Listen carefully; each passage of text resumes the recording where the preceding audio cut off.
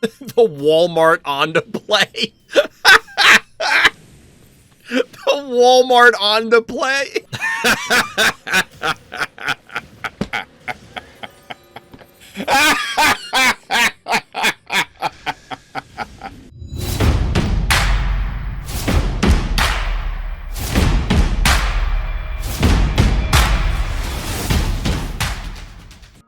Welcome back, everybody. Welcome back. It's Sunday night, and of course that means we're going to be talking Phobies. And what part of Phobies? Viewer games. We're going to be breaking them down. There are a whole lot submitted. Let's get to it. Quick aside, everybody, before we get into the actual content, I was accepted into the Phobies Content Affiliate Program, the content creator program, you might call it. Shout out to the Phobies team, and thank you for that. But the reason I'm telling you, everybody out there, dear viewer, dear listener, is to let everybody know that I do receive some compensation from the Phobies team as a result of being part of that program. Now, I loved Phobies before, and I still love Phobies now, and I expect I will still continue to love Phobies in the future. So look forward to more Phobies content coming from Random's Thoughts. So now, on with the show. All right, we're leading off with leading off the viewer games with some subscriber games. My brain just stuttered for a second there.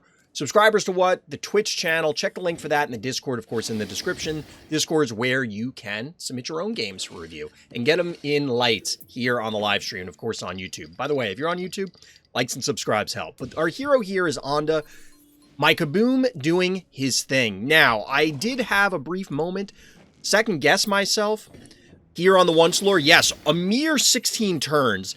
And given the mention of KABOOM, I think we can all imagine what garnered a concession.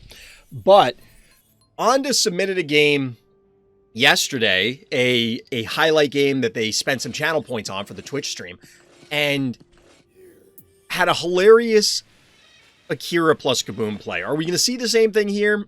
I don't know. It's entirely possible. It's a big map. Getting that many keys together is much more likely. So let's see. Let's see.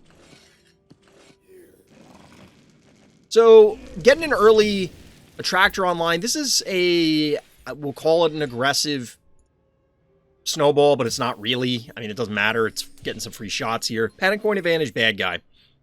I mean, this map, we've been talking about this map for a while. We have the Honey Bear strategy. You have pulls and yoinks. Clearly, Heartbreaker has a lot of value here. But we get a preemptive Firkin, who I'm looking at chat, and it's Urk. Although Urk and a few other people... Urk, have you, since you're here, have you been doing the preemptive Firkins? I know there's a number of players who have been leaning into that. All right, we get the Firkin.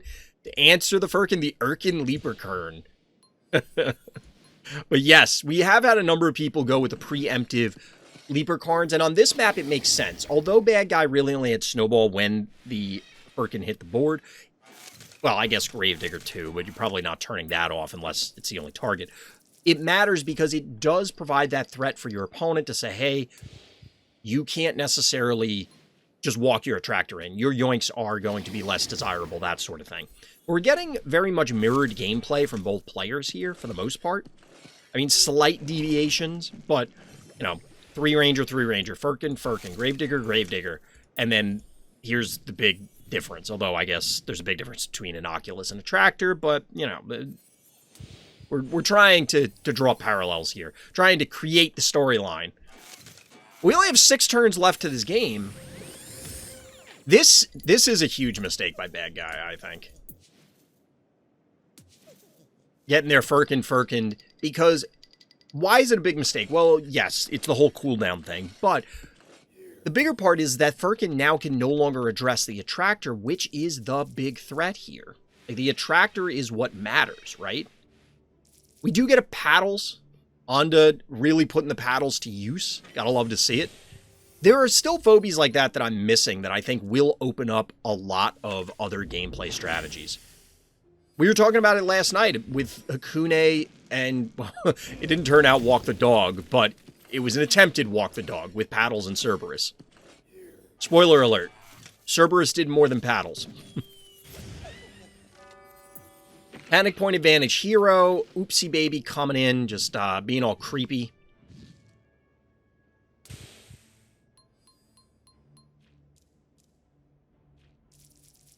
I wonder how much this is supposed to be a Toy Story reference. You know, like the creepy baby from Toy Story 1.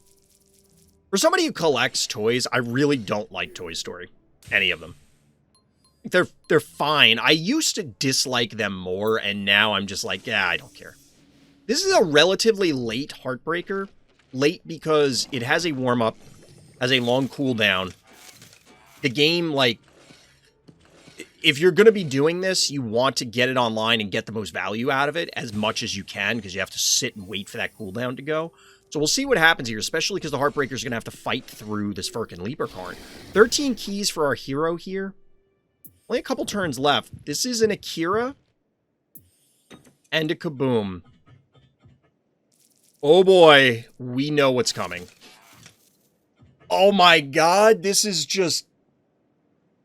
I can feel it, chat. I can feel it. This is not going to end well for bad guy. This is like, look at this setup. Look at this setup. Paddles, a tractor, KABOOM, Akira. It's not even the trio. It's quads. What exactly do you do against this? The answer is you don't let your opponent get to this stage. You need to do something. This is the I messed up moment. It's at this point when your opponent realizes they messed up really bad. This is gonna... Oh my god. Oh my god. Look at this. Look at... Oh my god.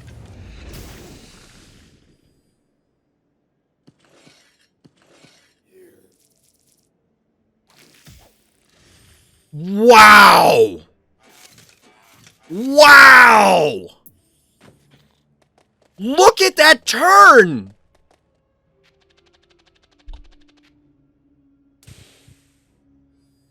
Chat. Hold on, look at this. That's the end of the game. Phobies that died for our hero, KABOOM and Razormouth. Phobies that died for bad guy, Heartbreaker, Oopsie Baby, Firkin Leapercarn, and Snowball. That's a hell of a way to end the game. That is savage. GG, Onda. Well played.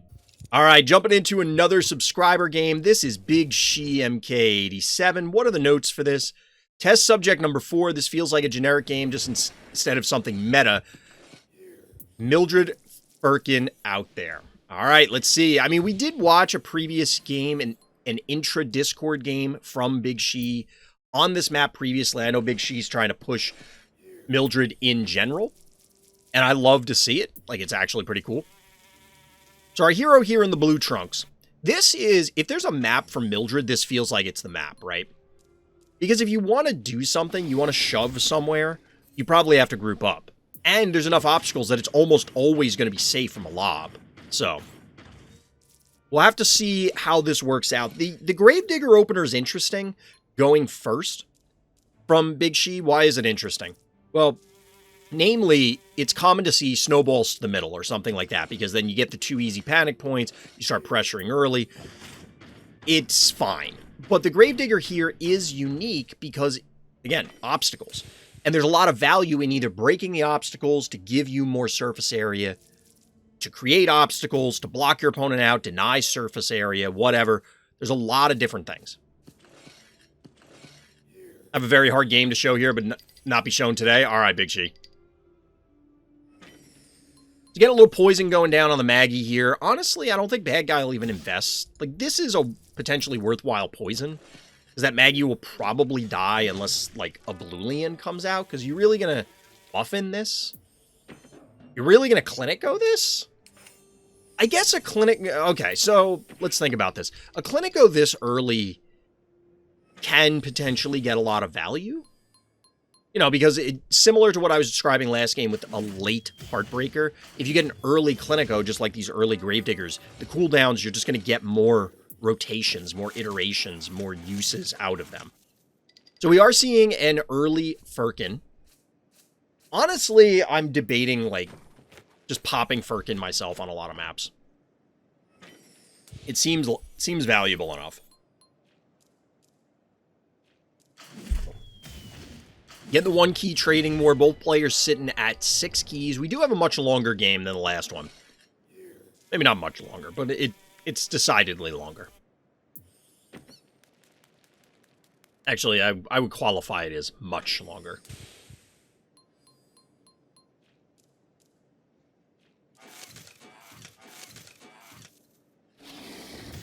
And again, another lobber in Firkin, so it's not an irrelevant phobie, even if there's nothing online, ability-wise, but there clearly are going to be. You got Gravedigger, you got Clinico. There's stuff to turn off now, and it deters your opponent from doing other stuff in the future, or at least makes them consider it, because they have to dance around the potential for it.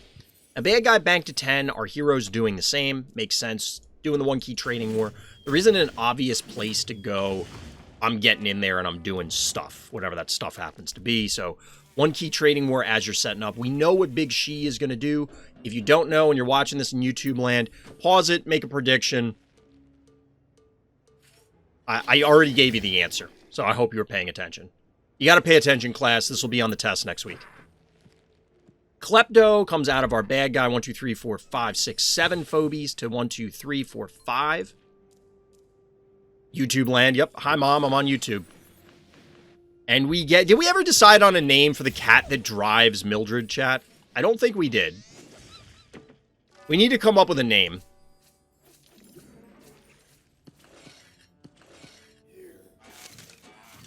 That would be another... Instead of hats, or in addition to hats for cosmetic options, chat, goggles. What if you could put goggles on the phobies?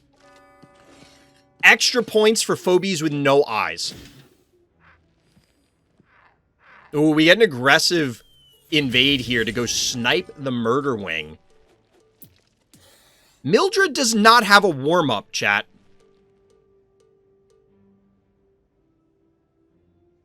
Mildred does not have a warm-up. Well, I mean, it does, but it no longer has one, is what I'm getting at. Like, Mildred is active here. I misstated that. Mildred does have a warm-up, as you can see here, but it... Like, bad guy's going in. Imagine sunglasses on Hevo. Yeah, I just want, like, giant... Or, like... I just want giant comical sunglasses or glasses. This offensive seems to really not be worth it. Yeah, this seems like a mistake. Okay, so I think I'm picking up what bad guy's putting down here. They want to connect the foul onto the Mildred. They're going to lose everything for it here. Like, everything should die here. And then our hero just body blocks out the foul.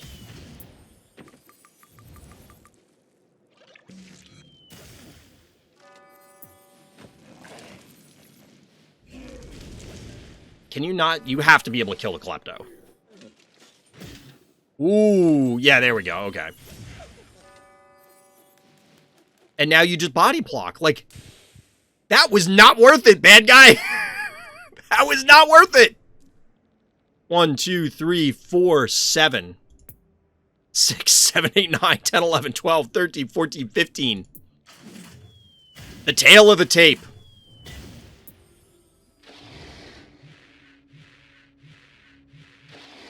I never imagined you'd just throw there. They absolutely thought, oh, well, because, okay, let's put it this way. Let's assume that you didn't body block. Like, you didn't protect the Mildred, and they connected with foul. It would still take several turns. Mildred may even get off another hit, so I still don't think that it's necessarily a good idea. But, in bad guys' eyes, they would actually come out ahead then, because it would be 16 keys to 15 keys. But I feel like you've lost so much tempo at this stage as bad guy. I just don't know.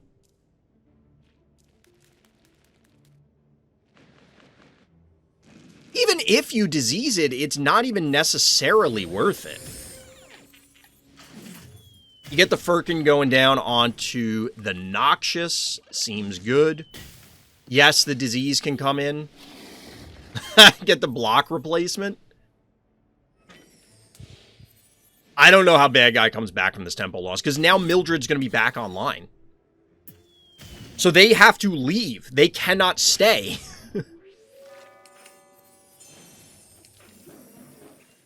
I mean, yes, bad guy has a panic point advantage, and they've had one for probably the majority of the game, but... This guy went so much disease or poison. I mean, it makes sense. Mildred plus obstacles, oof. Yeah. Mildred, this seems like a Mildred map, right? If there was a Mildred map, this has got to be it.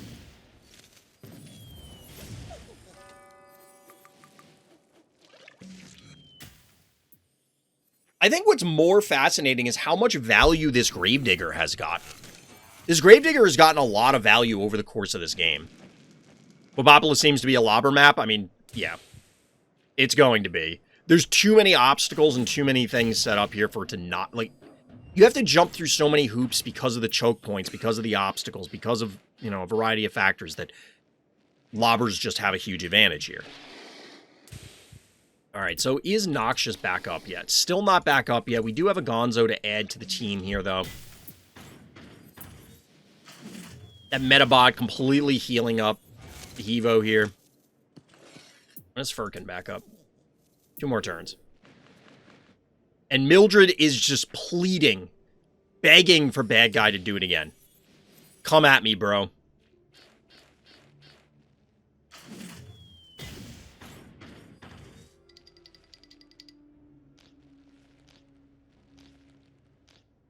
The foul. Where is it going? Where is this foul going? Like, this makes it easier to block it out. I mean, our hero doesn't have any more keys, but neither does bad guy. At this point, you let it get diseased and then just annihilate it. Just vaporize it with the Mildred. Here's some bold stuff. What, letting them come in and disease it, I guess? Notably, when Mildred gets hit, the cat jumps out. Not the one who drives it, though. We got disease and poison on Mildred.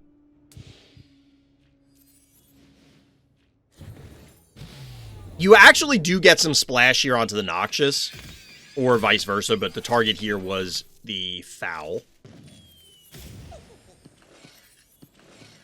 How many keys is Metabot? It's 5. Metabot is, and this is a level 11 Metabot, so a 1300 heal. The Metabot snipe. Now, admittedly, I was going to say, like, well, bad guy could make an attempt here. You know, they have a Gonzo, they have a Hevo, but that's basically it. Mildred hit the Noxious twice because of the obstacle. I think it was just the damage going off on the obstacle, not that it stacked the damage twice. Suicided, Noxious, and foul. I mean, to be fair, like, the initial invade was when they suicided everything. It was basically over at that stage. Like, what are they gonna do? Even get the Metabot heal to keep Firkin alive, hilariously enough. Mildred still hanging on. Not going to be able to get another kitty littering off, but it doesn't matter. Our hero has taken over the board pretty much in its entirety. Another Mildred game in the books. Big She staking their claim on on Mildred as their trademark. Seems good.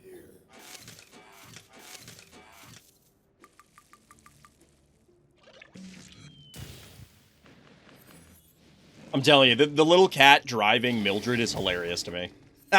This is fantastic. Wait, Mildred will live. I thought it was going to die. 7 health. Oh my god, 7 health. You can kitty littering the heart.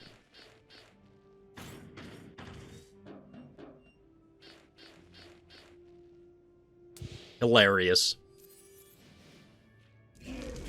I feel to a degree bad guy was cooperating here to allow this to happen.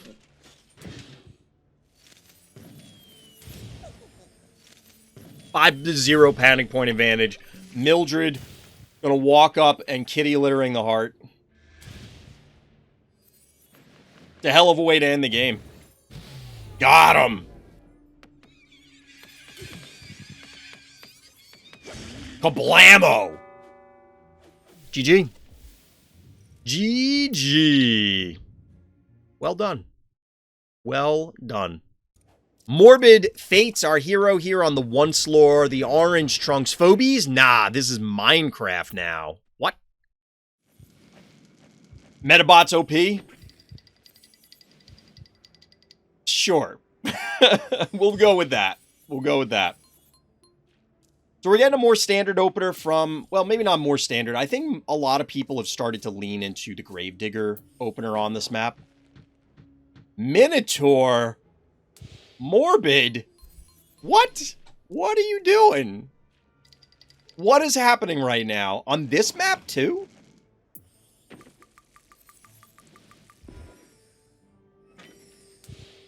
It's interesting to me that Morbid sent the Murder Wing here instead of just capping this point. Like, I don't know what the advantage is here. I guess to force them to body block if they go jar, but they can just do that? I don't know. Evening out on the panic points for now, but Stabby is the follow-up, allowing our hero to bank to 7.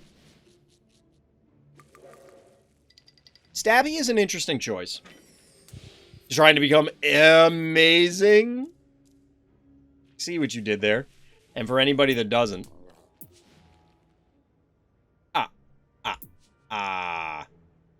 It's a damn maze in here.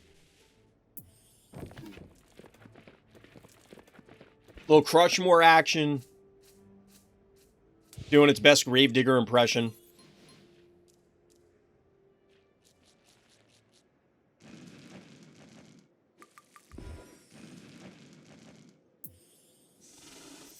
There are now a lot of people with Heartbreakers, chat. I've actually seen a lot of Heartbreakers on this map. And I'm not real anxious, and I've gone against some of them. I'm not real anxious to do this dance. It's just really annoying. But we get a Gargles out of Morbid as opposed to a Firkin. Here's the Minecraft thing. Well, we're building towards it. We get Terraform to start it, and then we get Gargles, I guess, as the supplementary.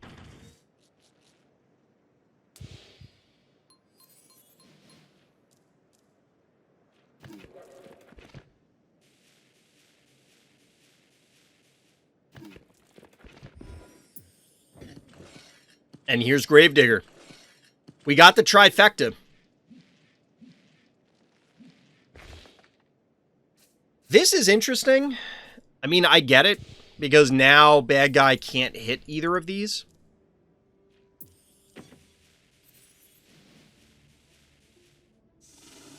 But, like, is this really worth it? I don't know that this is really worth it.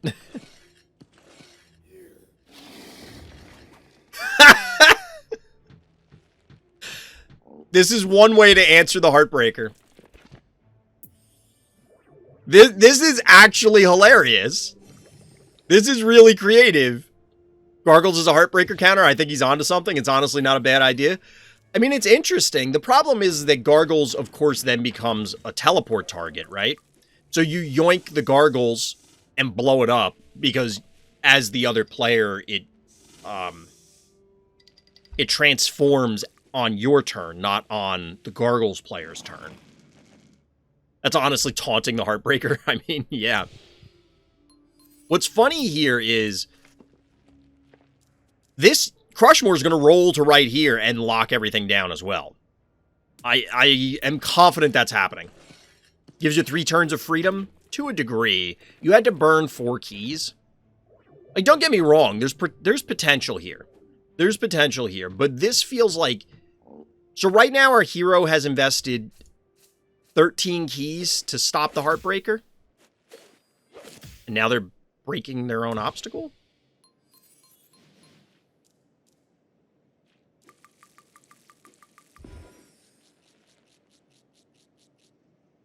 Is bad guy not going to kill the gargles?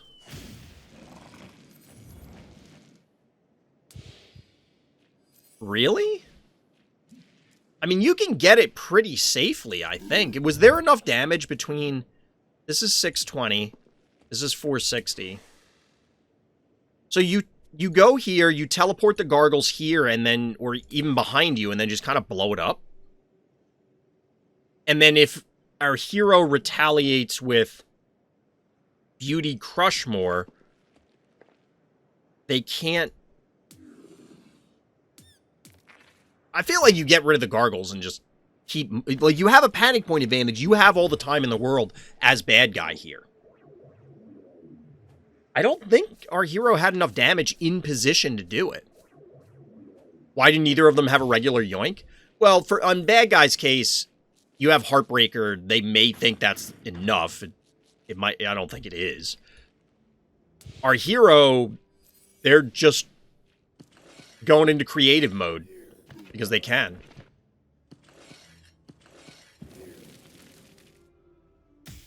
What is happening? Why are we doing this? This Heartbreaker has yet to activate, chat. There comes a point, and I know that I am personally very aggressive with my Heartbreaker usages. Max Phobies issues, I mean, there's also that, but the bigger question is, yes, you cannot at this time add Phobies to the team. Because, 4, 5, 6, 7, and then 3, 7. But there were certainly opportunities to do it prior to this, and neither player wanted to go for that. They could have just done it differently, you know what I mean? Look at this! Why is this happening? I mean, I get why it's happening. It's to stop the beauty, or the Heartbreaker, rather. Yeah, place your bets, folks. What are they going to do next? Is it another block?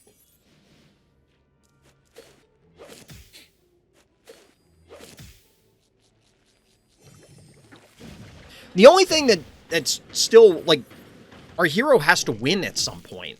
And they're not... They're down panic points. They have been for a long time. 45... I mean, they still have time. Half health. Well, now slightly under. But there isn't a clear win condition here for me that I'm seeing. Now, this is a lot of damage going down. Is this a dead Heartbreaker? It is. Ha ha! Got him! Chat, this is a great play. This is a great snipe here. Don't worry about that Minotaur. That's not important. You get the beauty sneaking in, and after going into Minecraft creative mode for 22 turns, we get this break from Crushmore to pair up the beauty Blom along with a hit from Gargles and Stabby to snipe this Heartbreaker that literally never activated. Brutal.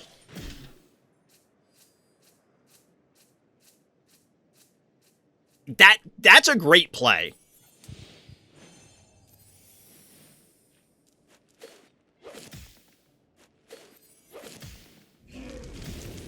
How mad is bad guy right now? I'm telling you, I don't know why they didn't try and just yoink anything prior to this. Bro's making his own maps with all these blocks and breaks. It's true. I wonder how viable this sort of strategy is on other maps. Like, you just patiently take your time, and you just build a castle. You build your outer walls, then you build your inner walls, and then when you decide to, you're just gonna break out and just annihilate people. Granted, this particular setup cost a gajillion keys, but... I mean, it beat the Heartbreaker. For all of you out there wondering, how do you beat Heartbreaker on the once lore?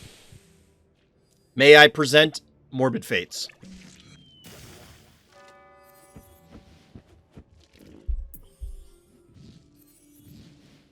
Yeah, Big She is frantically taking notes to try and set this up and then follow up with Mildred.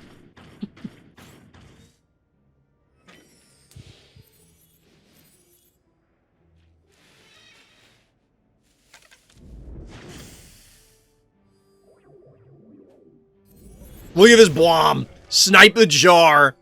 You love it. Now, Big She is still down panic points, but 3,600 health. You have time. Like, bad guy is just not threatening you.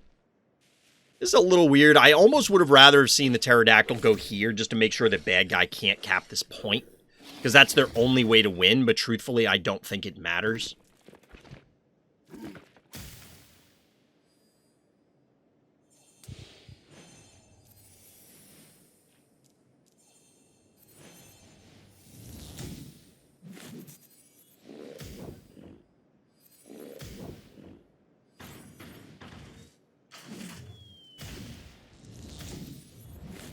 Well, I think the argument, Big She, is with Mildred, you don't necessarily have to do this identical game plan.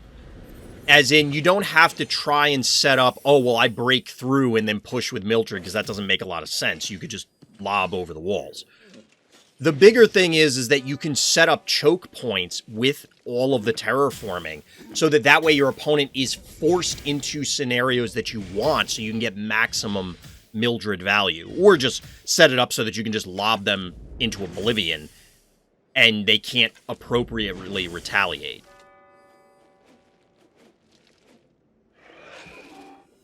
The game was over from that Heartbreaker turn. Obviously. I mean, I don't think anybody was ever doubting that, but like, this is savage. This is actually hilarious. Minecraft creative mode. Welcome. And Ginseng's just chilling. He's like, I don't know what you guys are doing over there, but I'm taking panic points over here. I'm carrying this team. I'm putting the team on my back. Until that happens. Get bombed. GG. Well played, Morbid. Here we are in Home Sweet Home with, I believe, somebody who hasn't submitted a game review before. Nuggiemusic is our hero in the orange trunks. The notes here are Boom Trap Turn 24. All right. I don't know if this was intended to be a highlight or not, but we're going to roll through, watch the whole game, and see. That Jinsting is my top laners in League. Wow, y'all suck. I took 2 towers. Ignore my 0 kill participation. Yeah, exactly. I'm just going to hang out over here. Look, man, scoreboard is all I'm saying. I'm doing fine up here. I don't know what you guys are screwing up on the other parts of the map. It's like, buddy.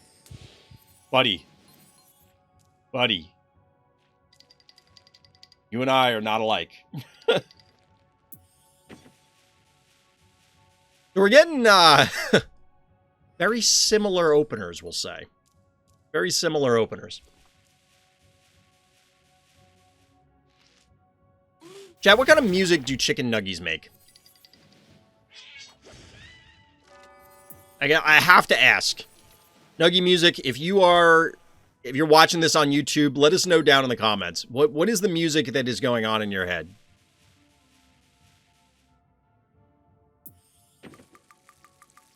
Bad guy's going very... That's fair, Luffy. The Jurassic Park theme song, obviously. Well, only specific kinds of chicken nuggies, right? It's just a lot of grunts. The bad guy's going very turret heavy. Like, not too unexpected on this map. Not too unexpected. I'm still not a huge fan of this map. Like, I don't know. I need to revamp, do some more research on what I want to do and how I want to do it. I don't really have something... Ooh, this is an interesting invade here. I'm going to take down this unicorn, but I imagine there's a trap here. This unicorn's been around enough that there should be a trap. And our hero here should be able to get some retaliation kills. We'll see what they go for. All nuggies are dinos, just dino nugs are shaped like their ancestors. Fair. Birds are, in fact, dinosaurs.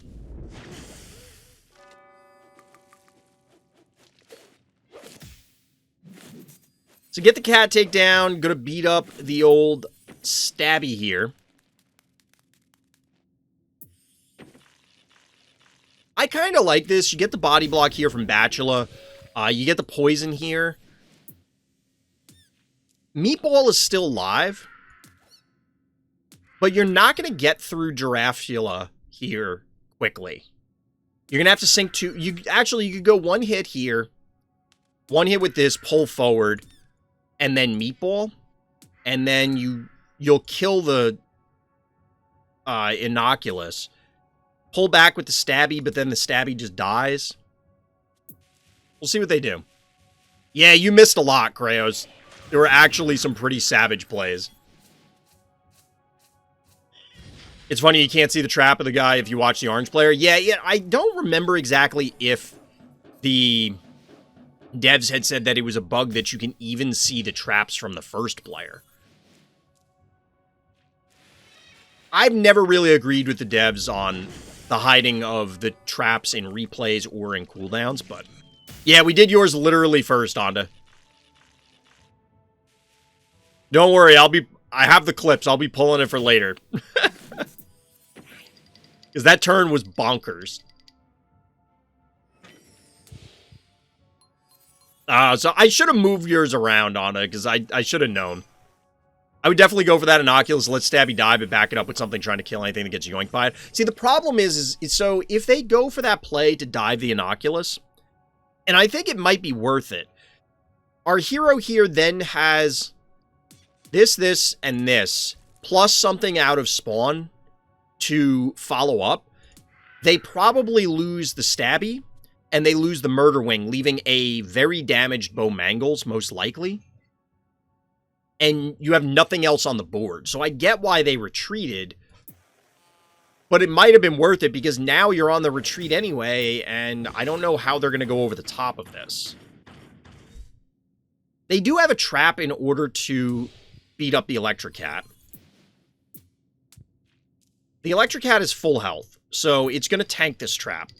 Okay, it's not going to go there. It's going for Bo. Which I kind of like this play, because the jar should be able to help finish this off. Is it just dead? We need the creep poison? That's questionable. You had to know there was a trap here. That just seems like an error. They probably just forgot there was a trap. That's not really what you wanted to do there. You don't get the panic point. You lose a relevant asset. You don't kill the Bo Mangles. Now, the creep spit probably wasn't up, but it does hurt. Because now it'll take some time to get Bo Mangles back into position, but it will be able to get back into position because it's going to get healed. Or they're going to heal Stabby. The heal is up. Like, why didn't you go heal this? Unless it might have just come off cooldown that turn. Maybe it wasn't available. The clown is scared. He's shaking. Yep. He's got the shivers.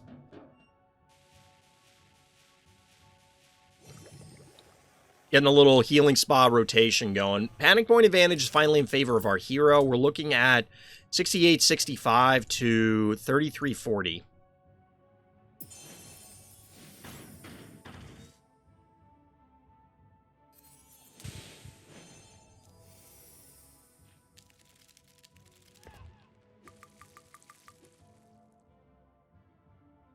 Triple panic point advantage. And this is going to be bad news if you have to kill the boomer with the stabby. Which I imagine bad guy is going to see here. Really? Playing it very patiently, rotating things through the spa.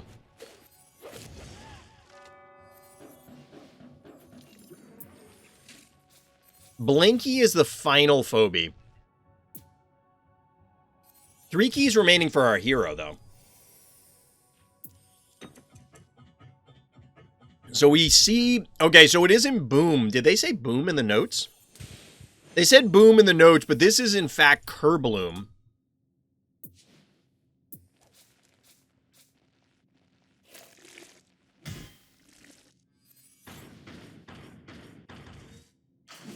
Oh, bad guy. Not like this. What are you doing? Bad guy, come on. Come on. Not like this. Not like this! You know what's funny is there's going to be a knockback. Watch an AWOL comes out and kills the Blinky. Boom! Hevo down. All right, Contortio. Fine. Why? That had to have been... They had to have known, and they're just like, okay, I can't win, sort of thing. That might have just been a scenario where bad guys just like, all right, you got me. Because there's no world in which, like, it's right there. It's right there.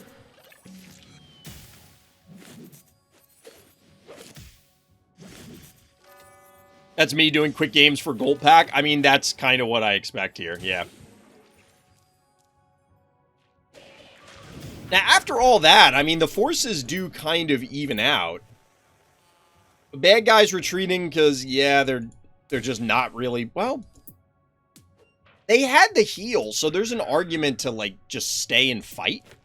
Because it would not have, like, you could have killed the Contortio, stayed, and you're not going to die, I don't think. Maybe it would have, but they definitely can't win now.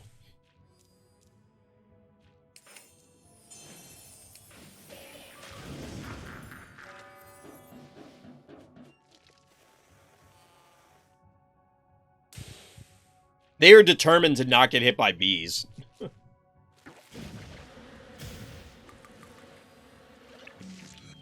Well played. Well played. Yeah, that Kerbloom hit was pretty solid. Seems good. Not quite as intricate as what we've seen come out of Onda, but absolutely a contender. Definitely a solid Kerbloom hit.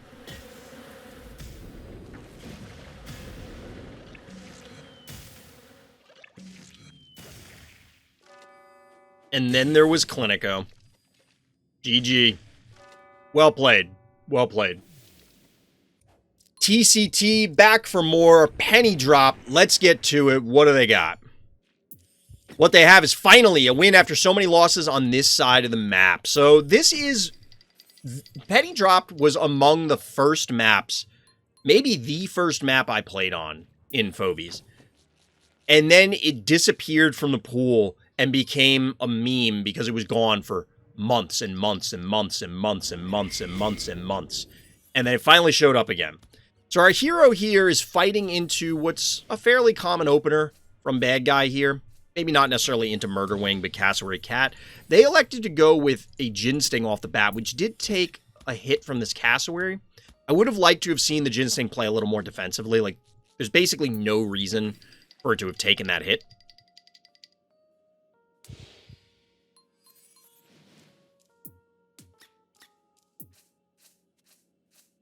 So bad guy could have gotten cute here. But I don't think it... I mean, I don't know our hero's collection and what stress level they're at. Obviously, bad guy has access to Snowball, so maybe this is higher than I thought. But bad guy could have, like, come in, meatballed the Cassowary, and then body block with the cat, but then you risk cat getting blown up and then Cassowary killing your Murder Wing. So our hero here is stabilizing. The stabby follow-up. Again, the main reason that our hero was falling behind here is because of that aggressive Gin Sting positioning. Otherwise, you could push it so that way... Like, it's fine that the Gin Sting takes damage. It's not fine when the Gin Sting took damage because it took such a tempo loss.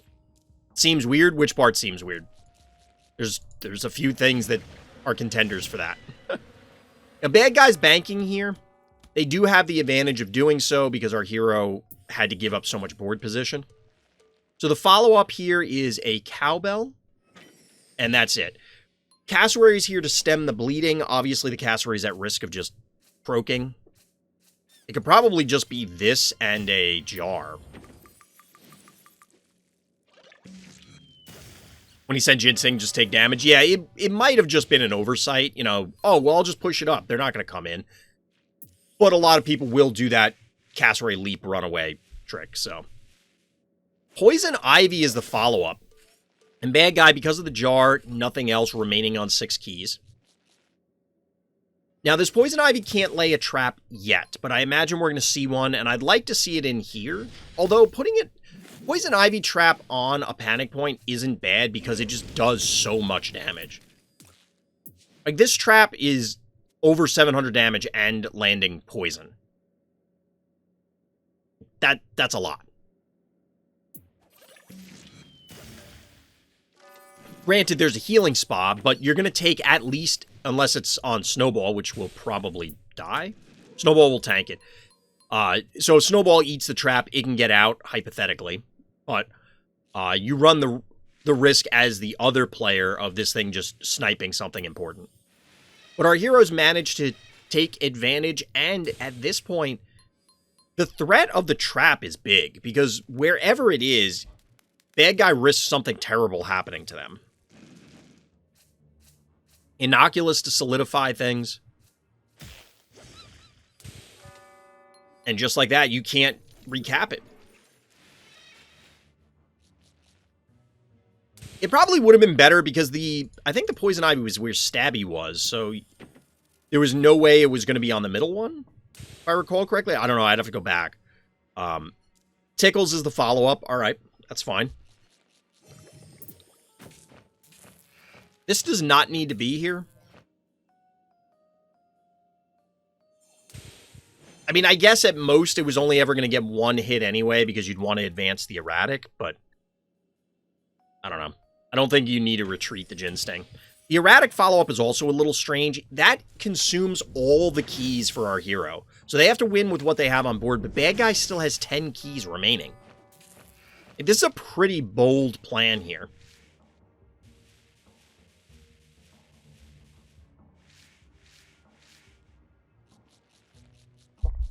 Maybe he's low collection and big unit is erratic. I mean, yeah, I could see that. The thing is that from this position, you don't have the ability to just send in a cheap unit to recap a panic point. So your game plan now has to either be, I'm going to dominate all the panic points by pushing really hard, or I'm going to kill all of their phobies, which can be difficult to do given how mobile their phobies are. They still have a ton of keys left, and now they've brought out a sheep, which at this level, this is a level 9 erratic and a level 11 sheep. 650 poison is not going to kill the erratic on its own, but there's a jar, there's a snowball, there's a cast. Like, there's follow-up to secure a kill, a takedown on the erratic. Hypothetically, anyway. So erratic has to go here unless there's a shove coming. Ooh, we're going for it.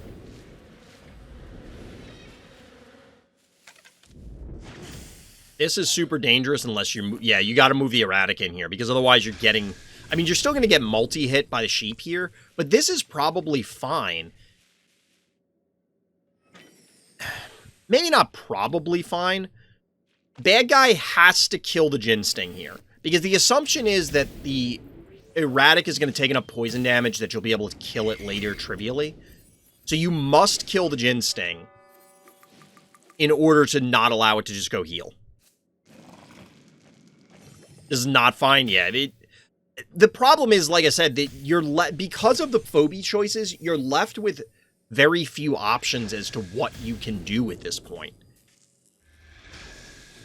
Like, you have to either control the panic points and hope you can hold them, or you need to end up killing all their phobies. So at this stage, it's now a triple panic point advantage. Bad guy went on a full retreat. And your erratic is going to die to the poison. So you need erratic to connect with something else once more in order to live. Assuming it doesn't just take a million damage and die. So I think our hero is still on the march forward plan. But bad guy's going with Paper Thin, Ray Chargels, and Electric Cat. Those are choices. They do have a little bit of time. They had a panic point advantage for a while. Although not that much time, actually. Wow.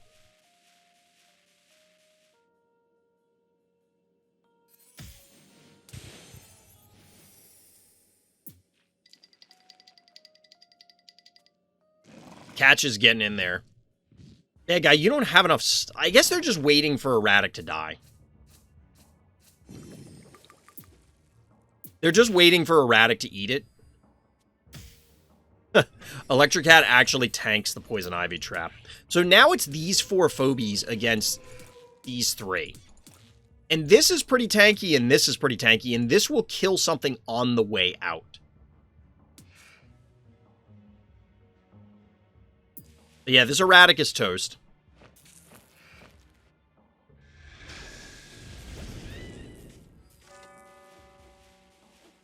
I don't know how Bad Guy invades this, though.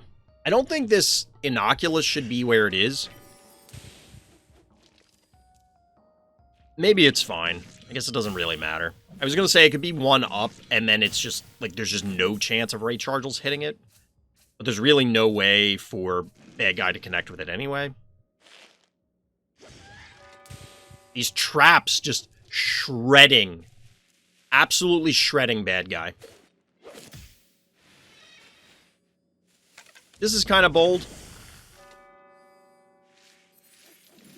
But I don't think it matters. There's literally no way for Bad Guy to deal with this at this stage. Like I said, sometimes you just need to make the call and say go for it.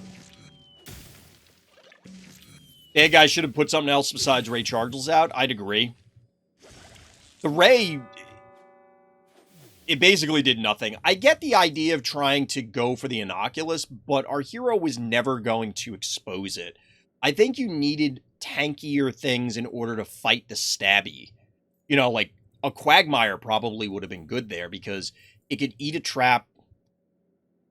If it, depending on the levels, it could hypothetically survive 4 attacks and a trap. It's unlikely, but I guess it's not impossible. But you absolutely needed different Phobies. I don't think those are the Phobies to go for.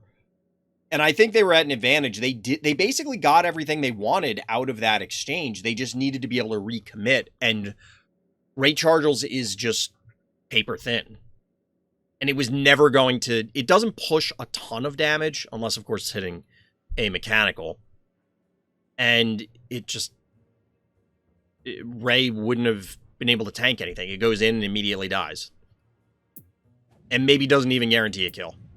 Here we are on Step Right Up. Finally back in rotation. Master Dark is our hero. This guy learned who is the Trap Master here. All right. Well, I think the Trap Master, the original title, goes to Hakunay from like 1,000 lifetimes ago. In my previous game, I was facing the same person with the same game plan, but my Akira got furked because I didn't move him back far enough and lose the game because of that. Oh, no. I could definitely see that happening, Onda, where you end up... like, one mistake and that game plan falls apart. Oh my god. There are 3 trappers on the board, and it is turn 2, chat. I know it says 3 and then 4 down here, but I'm going by, like... it's basically turn 2. You understand what I'm saying.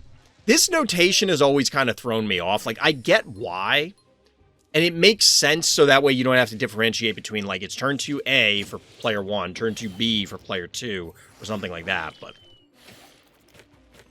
Why does Big She have so many Mildred games? You missed the breakdown for that one, too.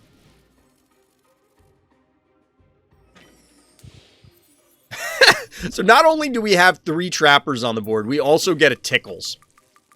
Is this the differentiator here for Master Dark?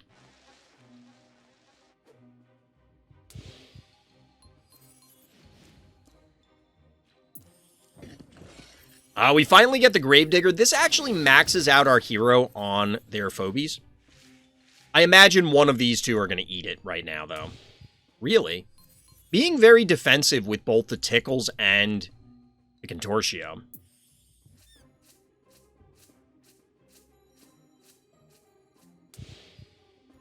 Spud is a trap too? Why? How is Spud a trap? What's the problem with much? Is it's not the... What? I'm not sure what you mean, Kratos. So yeah, we are just filling everything out with traps, I guess.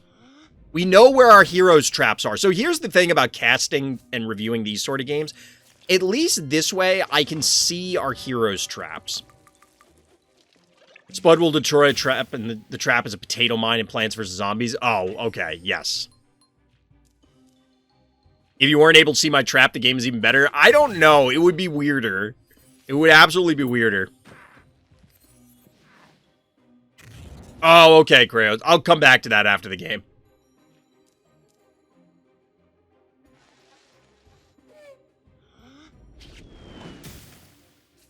This Spud, in for a bad time.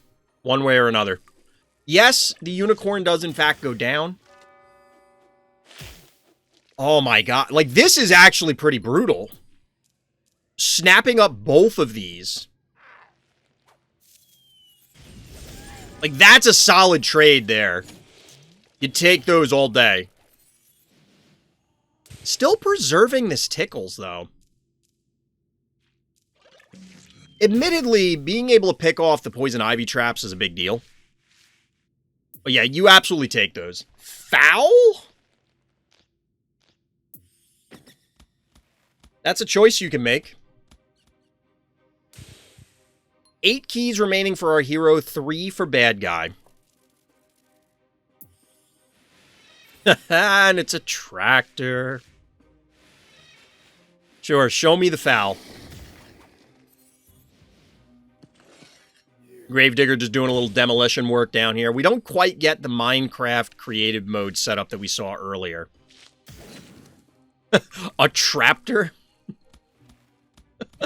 trying to stay on brand here at any cost, huh? Really? Sure. We'll disease the Gravedigger, I guess. Hey, guy, like, you realize this is not gonna... This is not gonna go well. Oh, they put a trap here? Wait.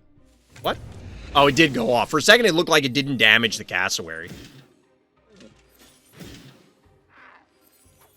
Some people have way too much faith in Foul. Foul is fine, but yeah, you have to respect its... It can only do so much. Yeah, the pull into the trap is savage. Got him!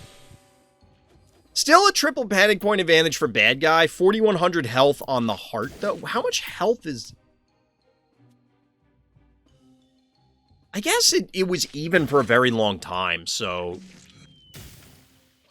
Like, 4,100 health is still a number of turns. 5 traps, 5 hits.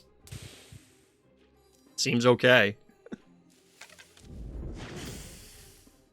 Oh, by the way, a tractor has 3 range. If you didn't know that, pro tip, a tractor has 3 range. What level is the jar cannon? Hold on. Look at this. A star is born. It's a level 17 jar, by the way. Oh my god. Wait. What were the levels of their other phobies?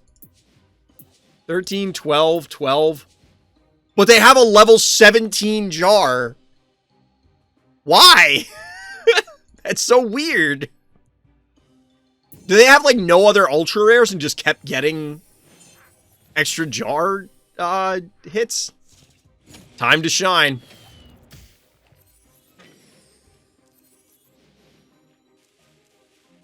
Maybe did the overlevel thing when the game was launched? What was that? Was there, like, a promotion I don't remember? I do remember missing, like, the very first promotion that they ran when the game went live, like, full release, where it was, like, you could get a pack or something discounted. The jar is doing more damage than my Murder Wings base attack. Well, bad guy has accepted their fate. Master Dark, the Trap Master now. Well played. I'm not gonna lie, that kind of inspires me to play my own trap games. But well done, Master Dark, GG. After a long time, another Graylien game, even though it wasn't really the star of the show. Alright, you gotta love some Graylien shenanigans.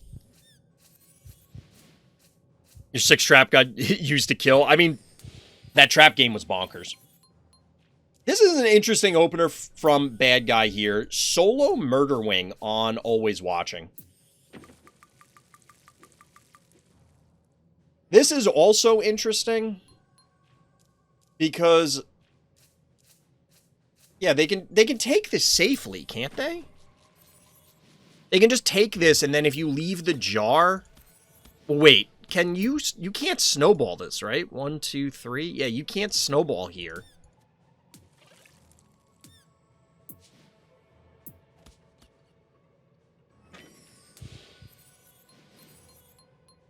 Gin Sting to the bottom. Cassowary follow-up. Are we going to get some body blocks here?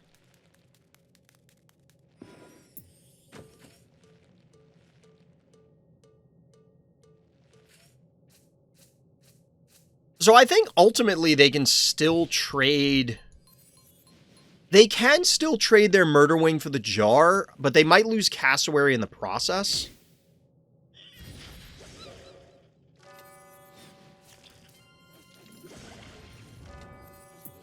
Lemon found me today and left the game because he got nervous after I answered with Baba to immediately snipe the first trap he laid.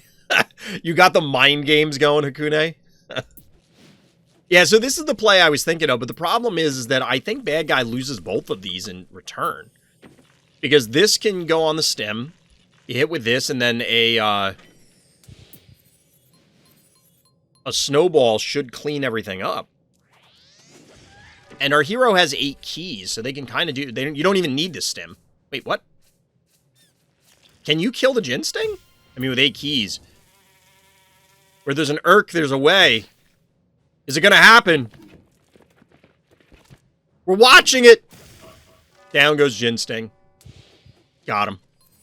Triple panic point advantage, though. 3-0. I'm technically the type of guy that could totally make a 6-trapper out of the same game for fun. What are you doing, Bad Guy? They are hemorrhaging Phobies. They're just throwing them into the wood chipper.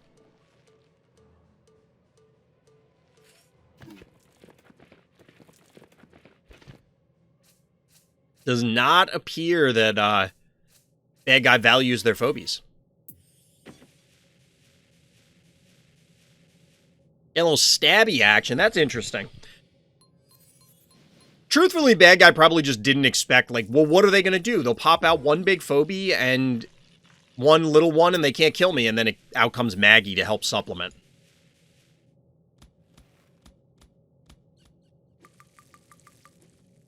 You opened a 300 coffee pack and got what?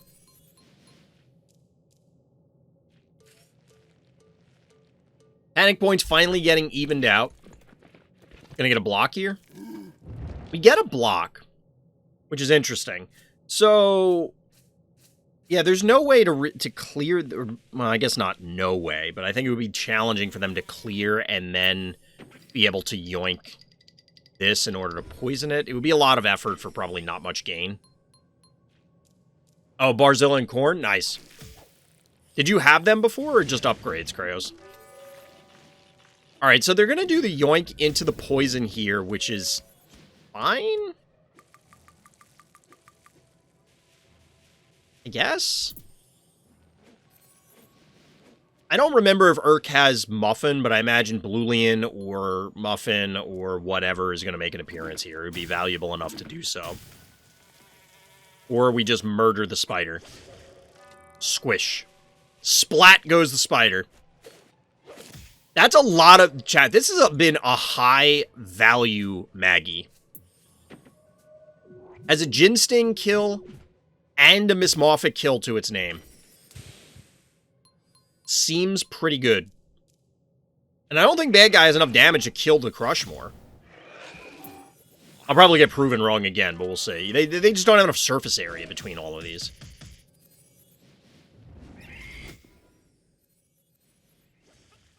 I probably would not have wasted that, because I think you can just get it by walking onto the stem. Like, you didn't have to waste the leap. But, whatever. I don't think it's that important. Evo follow-up to try and supplement this pterodactyl that was sniping 1 keys in the north.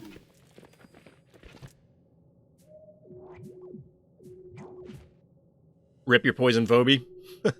No, no, no.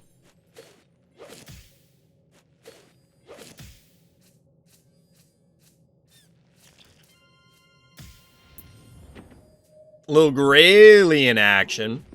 Clearly, Bad Guy can't stay here to kill... Well, I guess it's not clear. Hypothetically, they could stay here, but odds are their pterodactyl dies if they hang out. At this point, it just feels like Urk is kind of dominating everywhere. Yes, the panic points are even. Urk is down from a life total, but they have the long-term value between Bluelian and Graylian and Crush more. Like, they have more buttons to press than Bad Guy does. And we talked about that a lot in Fright Night 4, that having the ability to press buttons is a pretty big deal in Phobies. Bad Guy, that's probably a dead Hevo. 1, 2, 3 Phobies plus stuff that comes out. That may not be worth it, but we'll see. Alright, Urk's backing off, playing a little more defensive here. Didn't want to yoink the Evo. I tried, but I just gave up. I don't know that the yoink was worth it, the switcheroo. I think you possibly could have just, like, maybe just straight up killed it with damage. Maybe not. This is healthier than I thought it was. 1,700 health. It would have been tough, and you would have been in range of the jar, so it's probably not worth it. Although, you might have...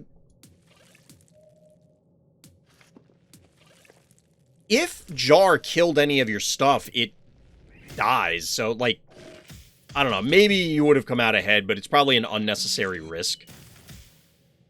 It's probably an unnecessary risk to do that.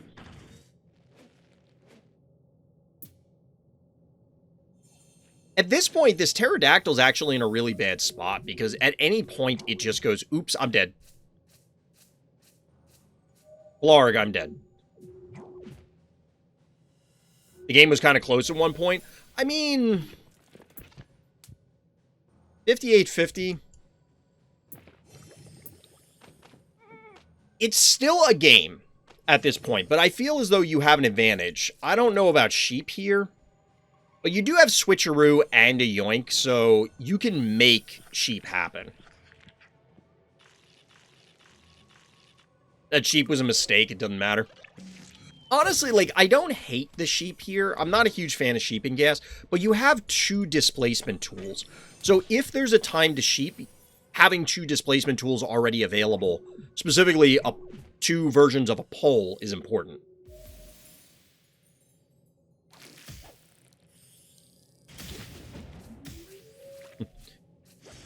Oops, there goes Pterodactyl. I mean, it's probably going to get traded out for this Graylian. But the question becomes, can you punish them for it? Because they're going to take a bunch of damage upon killing Graylian. Actually, they can probably just creep spit on it and not be in too bad a shape. Like, they'll lose creep, but...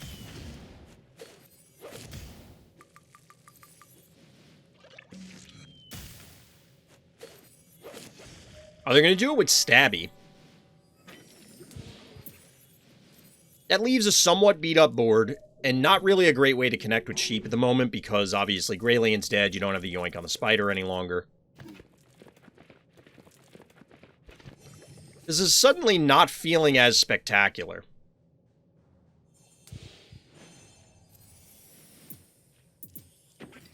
Cat is the final phobie for Bad Guy. Yeah, I don't know that you had to go for the Graylian yoink there. I mean, I guess it's fine.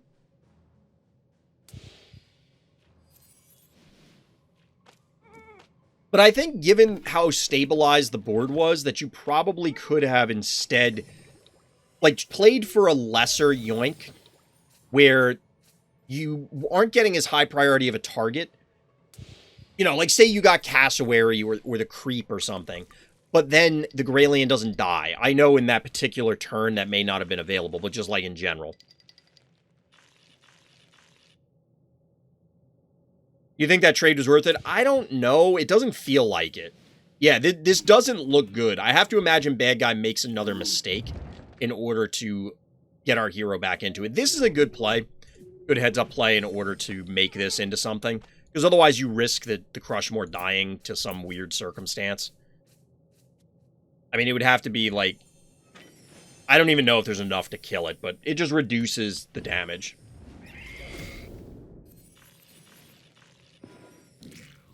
This is still a lot. Do they get it anyway? No, they don't get it anyway.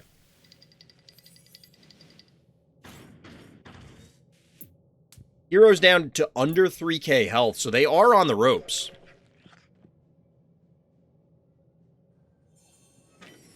Spider Yoink should be available, so you might be able to make something happen with Sheep this turn.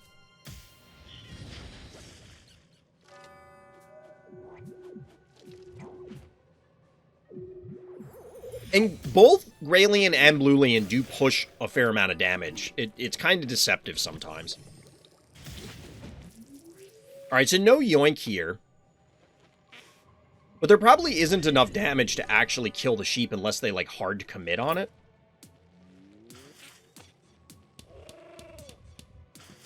$13.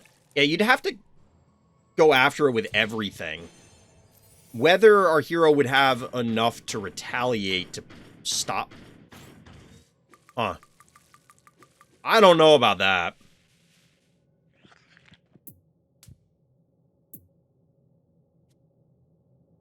Really?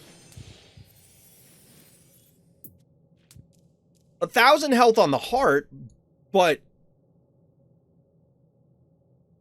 you can just...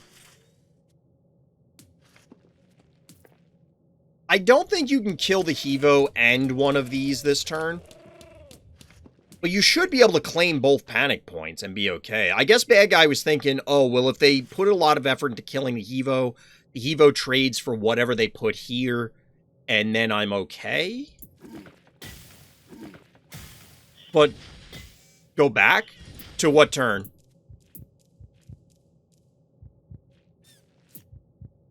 To this turn? Turn 29. So this is the board state at the start of turn 29.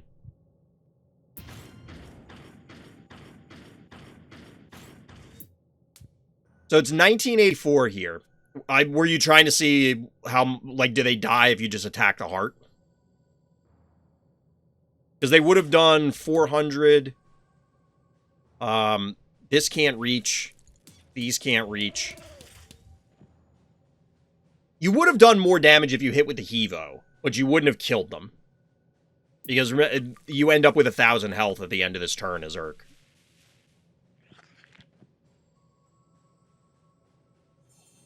I don't understand this Hevo going in.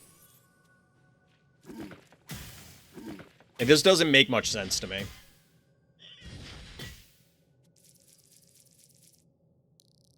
Alright, so no Yoink up here, so you're going to have to commit something. Send that there, and then Sheep down here. I assume the Bluelian lives, or otherwise, because Bluelian's dimensional, you risk, like, this recapping this point and taking more damage.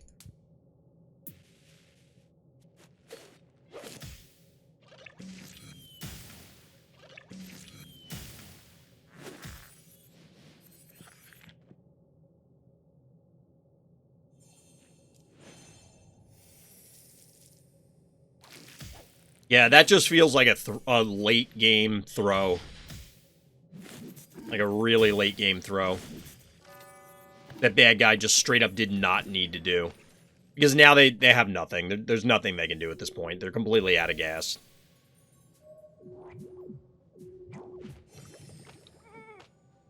I was about to say, Urk even offers up this panic point, which might kill them, but the Sheep goes there to hold it, and they can't even kill the Sheep.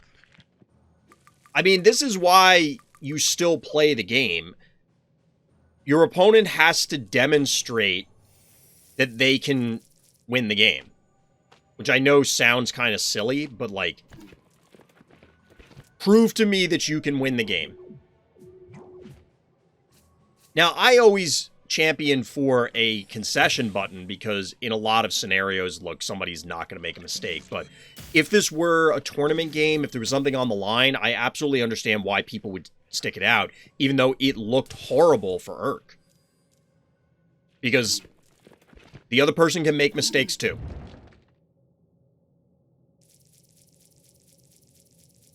This feels like Urk is just playing it completely safe, like no chance. Urk had enough damage to be safe. There was one last trick where you had to go all in and back. Only with the jar, so you can later do the last final hit. It was very close. Yeah, I just don't think they should have gone in here. I feel like they still had the opportunity to try and fight the other Phobies and slowly pick Urk apart, or just defend the 3-to-1 panic point advantage.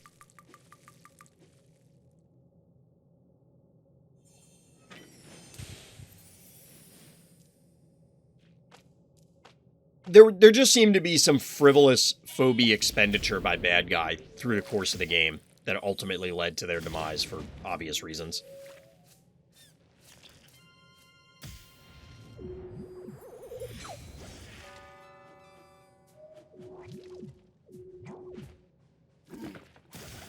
GG. Well played, Urk. Well done. Sweating it out. Hero here is Kratos in the orange trunks on Home Sweet Home. The only notes are haha. All right, let's see. I have to imagine we're going to see a little trap action coming. In the endgame, who has the healer usually wins the fight in apparent similar scenarios. In few words, the more you wait versus Blue Lane, the less winning chances you have. Yes. Now, I think they had enough damage to collapse on something. We're talking, for anybody on YouTube wondering, we're talking about the previous game.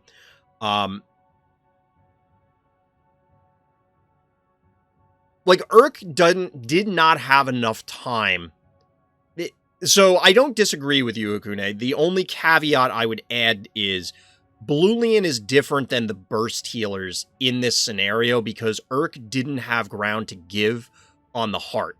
So, if you had a higher burst healer, now admittedly Bluelian offers a lot of other tangible benefits, but you can't just back off and sit on the healing spot for 10 turns because you're down to, like, it was 1,000 or less than 1,000 health.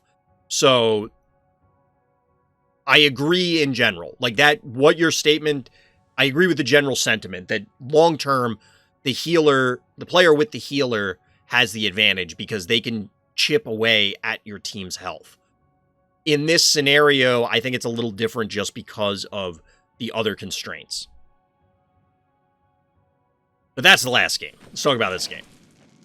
All the trap enjoyers are laughing right now. I can't get a sentence out. Yes, I would imagine. This game, not much, just trap gaming. So we get 2 trap games tonight.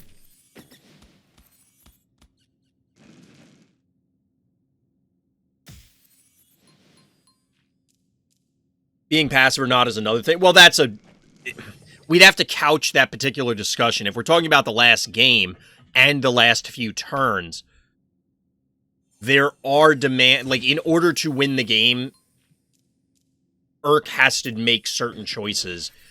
And low heart health forces you into certain scenarios. What do I think about your icon? The Misanthrope. The Misanthrope. You don't see that too often. That is, in fact, a rarity. Misanthrope, one of my personal favorite phobies. I don't even use it, I just like Misanthrope. Here is the infamous Babaha. We do have a Gravedigger, which... this is going to sound weird, but Gravedigger can serve an anti-trap function, because it can plop a statue onto a possible trap location. But instead, bad guys are going to fill out their forces max out with Tickles here. Misanthrope flavor text is funny, especially on the back. Exactly. Spud and Boom. So Kratos does have the option here of pulling the classic Hakunay and popping the Boom to make room for more Phobies, whereas bad guy's going to have to sacrifice something. Tried to bait the jar to stay. Good luck.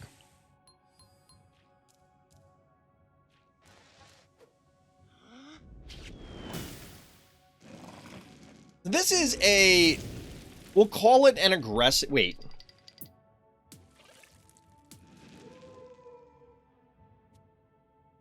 Oh, this is too low of a level.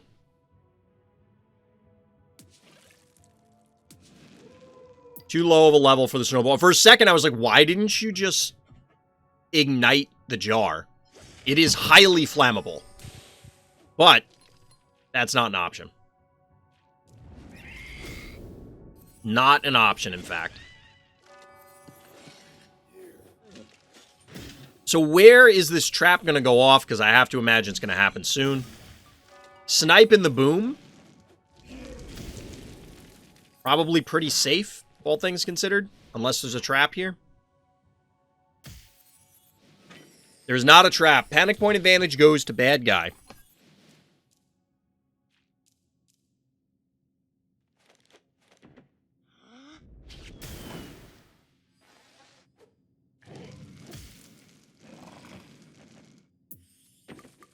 I was going to say, this is going to hurt if you don't actually finish this off. But can the Klepto... Okay, you have additional support. I was going to say maybe the Klepto just snipes the jar.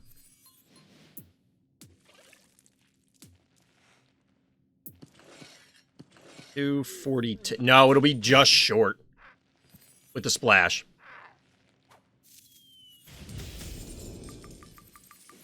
But the jar is going to kill the Spud. There's got to be a trap here, right? Like, bad guy has now touched, like, every single space. There it is. Trap numero uno. Triple panic point advantage bad guy, though.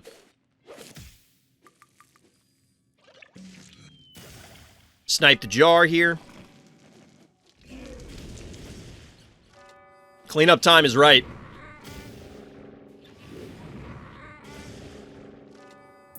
So the Klepto has now got to make a decision. Okay, it doesn't have to make a decision because Clinico comes in to heal the jar. 3 keys remaining for each player. Good Spanish? Is it, though?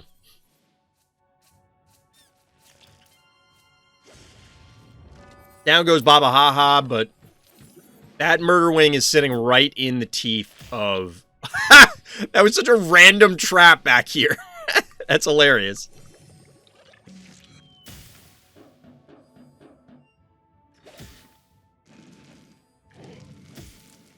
It was such a random trap, like just out of nowhere. Murder wing eliminating its brethren. Like that trap was actually funny. Like that was a really funny trap. Came out ready to die. Oh, man. Yeah, the Baba Ha did end up putting in some work. Like, that trap down here was significant. It completely turned around. This is not random thoughts. This is random traps. Exactly. It's a damn maze of traps. Got him. I like it, DT. I like it.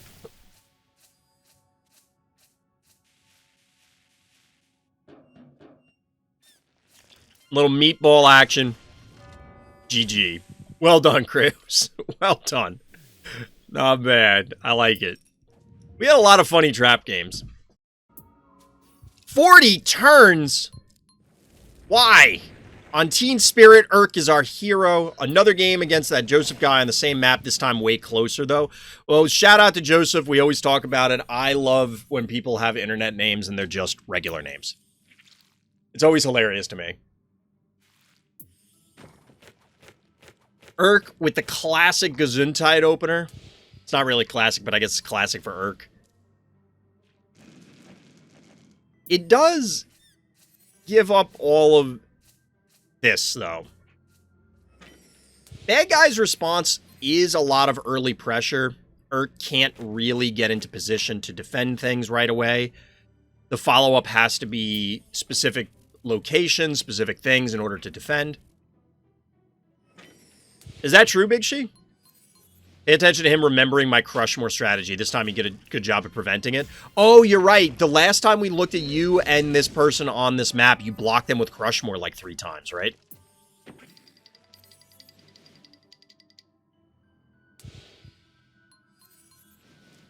It's cool to see the rematch then when players adapt. And that's why I like best 2 out of 3 for things like Fright Night.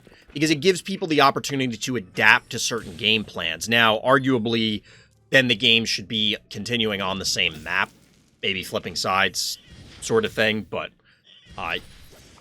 there's just no chance to adapt to someone's strategy if it's best of 1. Like a ladder game. Unless you happen to queue into them again. So obviously, Urk, as we were just discussing to Twitch chat. Twitch chat? What's that? You can check the link for that in the description of this video, along with the link to the Random Thoughts Discord. Of course, likes and subscribes help. And you can submit your own games in the Random Thoughts Discord. Get them up in lights here. Sneaking that in there is a smooth segue. Right, chat? Just say yes. So anyway, bad guy is appropriately locking down this position where the Hevo is. So that way that Crushmore can't just sneak in there and start locking them out. All right, Master Dark, thanks for hanging out. Have a good night. Hi, baby. Harley. What are you doing, baby? She's just hanging out on the couch. I'm determined to figure out a way to get the puppy cam so people can see her. We do get an electric cat, though, in the meantime, while I'm talking to my dog. 8 keys for bad guy banked. 4 right now for Urk, maxing out with a Bachelor. I'm talking to Razor Mouth. Her teeth aren't that sharp.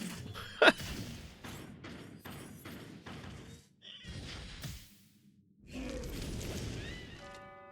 a little snipage here. We're getting the 1-key trading war. What is bad guy's follow-up?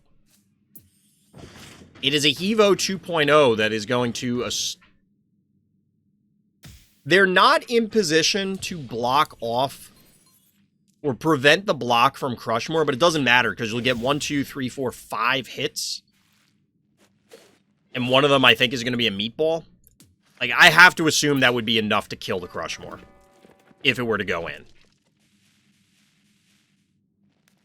So, as mentioned, bad guy is adapting, or has adapted.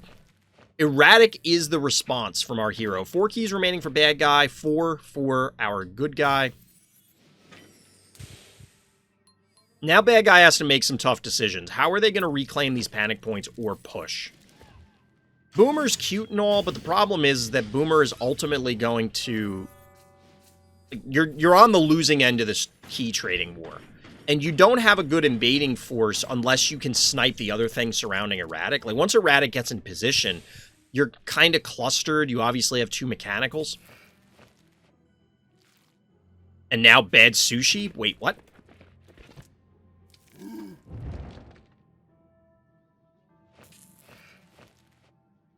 I don't like using Erratic, but he gave me no choice. Ray won't cut it. Yeah, I don't think Ray works here, because Ray will go in once and then just evaporate. You asked earlier why Minotaur at the start. I literally just had a quest for capping with him. Fair. That's as good a reason as any. So, Urk does get the block down here. Does get the block going. 3 keys remaining for both players. This does leave open the opportunity for, say, a Clinico to try and give some more longevity to this Crushmore.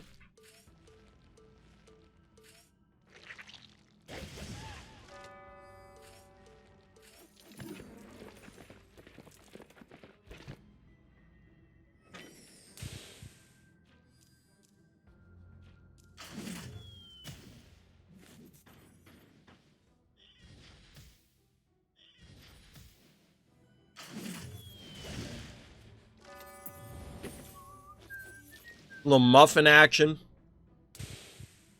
I was way too excited to post that game. It was so funny. It was definitely fun, Morbid. That was a hilarious game. And if you're skipping around on YouTube, go back and watch the earlier games. Or come by the live stream.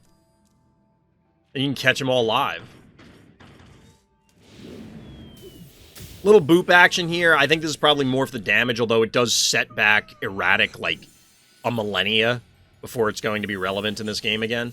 This does save bad guy a 1 key, as in they're able to expend the muffin for a heal rather than having to utilize it to do something else.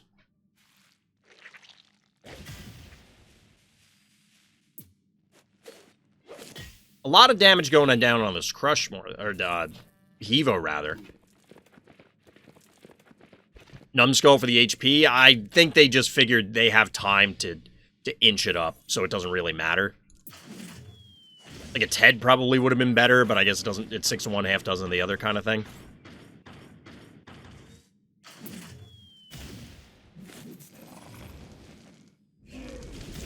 This is interesting. Is this just dead? Oh, it's just dead. So trading the Murder Wing for the Crush, or the Stabby, the Crushmore rather, is going to kill it. This is not looking great for a hero, I don't think. Down goes the Murder Wing. Oh, you still like 2 keys left. Never mind. I guess that's fine. Panic point advantages. It's going to boil down to Crushmore and Erratic versus Team Hevo and 1 key.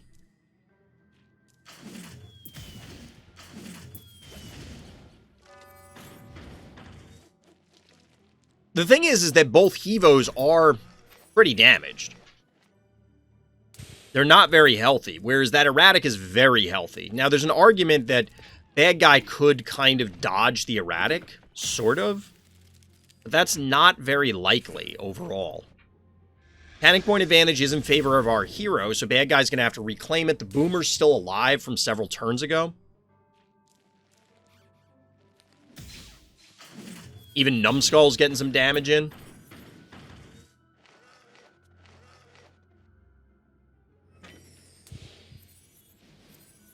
Problem is, double Erratic hit here, I think, actually heals all the damage up.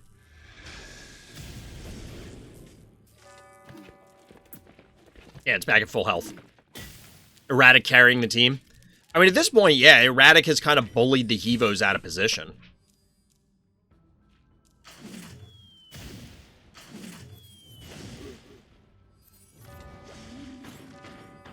It feels weird, because Bad Guy probably could have gotten some picks at different points in the game that would have allowed them to take this. Like, look at this. This Boomer has lasted so many turns. This Boomer should not be this alive. This Boomer should be very, very dead.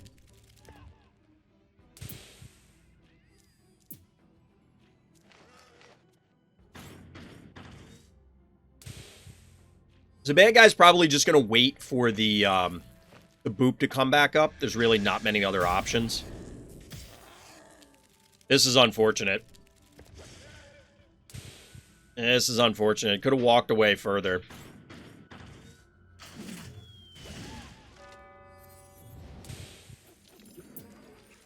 But it's a full health Erratic against Hevo. Yes, you can make the argument Hevo could try and run away, but it's not going to be able to, quite clearly. And even if it could, if Bad Guy's heart health is too low. Boomer OP.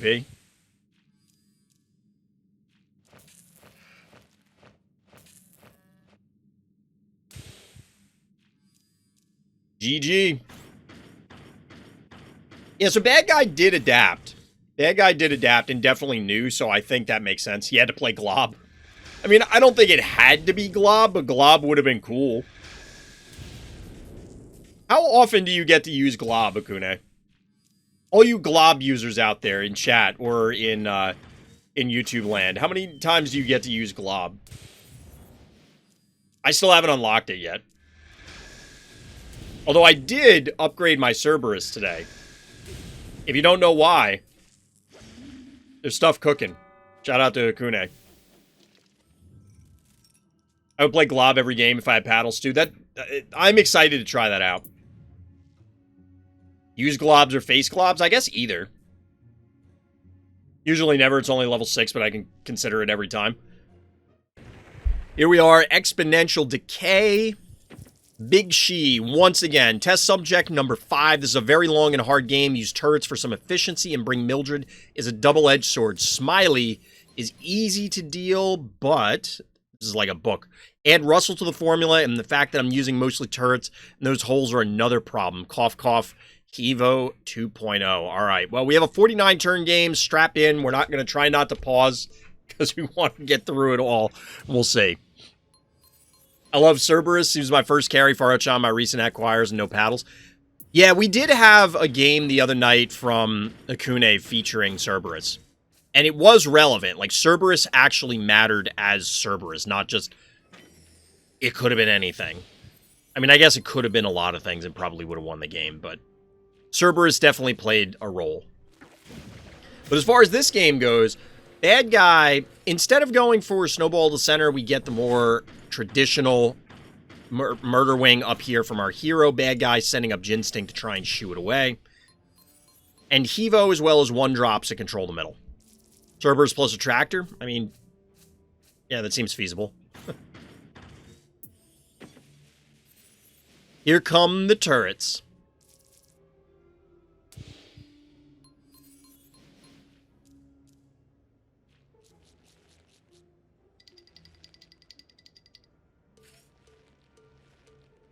If there's time, put your last Cerberus game. You'll have to add it. I don't know which one you're talking about, Hakunay. Like, redo the one from the other night, you mean?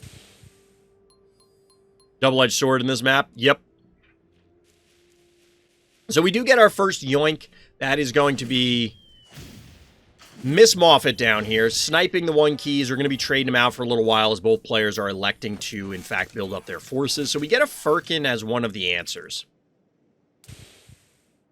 Interesting that the spider's getting preserved here. Obviously, there's a goal of trying to kill this cowbell.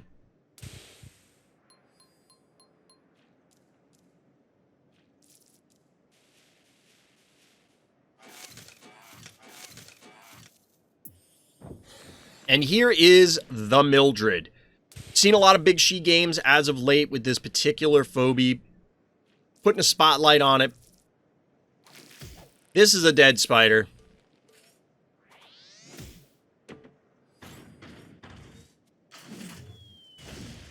I feel like it could have just capped this point.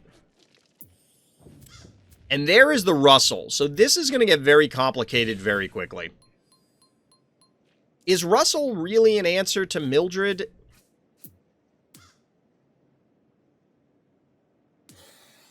Sort of. Sort of. I mean, I know the notes are indicating that it was very difficult, and I imagine it's going to make life challenging. But we do have a Bluelian here for Big She.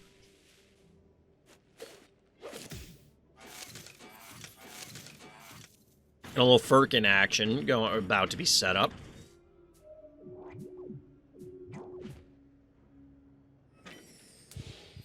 A little bit of a delay on the Bluelian spa. I almost would have liked to have seen the Bluelian spa come out sooner. Like, I don't think Firkin... I don't know. I guess it doesn't matter, because it would have been in a weird spot and you'd have to rotate things back, but you're probably going to do that anyway.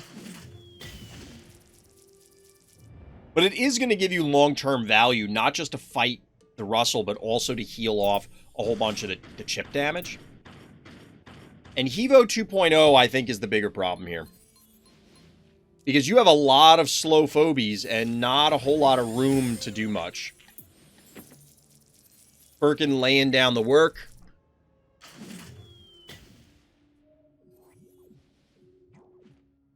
Spa over here. Yep. No boop for you. No boops allowed. Or Pepsi 2.0. Panic point advantage is in favor of our hero. Obviously, the Mildred still represents a threat. Now, we have Smiley. Oh, boy, that's a dead Hevo, ain't it? Gotta be a dead Hevo. It's like 6 hits, minimum. It's a toxic team. Not wrong. So down goes Hevo, probably unnecessarily. I mean, yes, the positioning would have been weird, but you possibly could have slid Hevo, like, here, I guess. This does open up the Mildred opportunity, which I don't know if Bad Guy was intentionally setting this up. That results in a dead Moffat, dead Cowbell, dead Ginsting.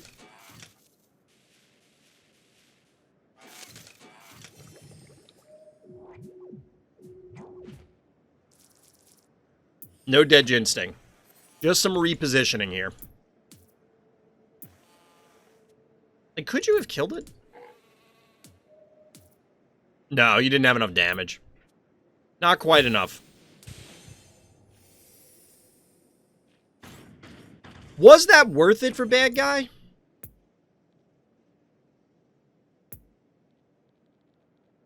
I don't think so. I feel like keeping the Moffat alive was more valuable for them, but maybe not. This is the problem I had in that game, the repositioning. I mean, yeah, it's a lot of slow phobies. And you no longer... Well, you have Bow Mangles, but it's going to take time to get into position and be in a position that's reasonable to protect everything.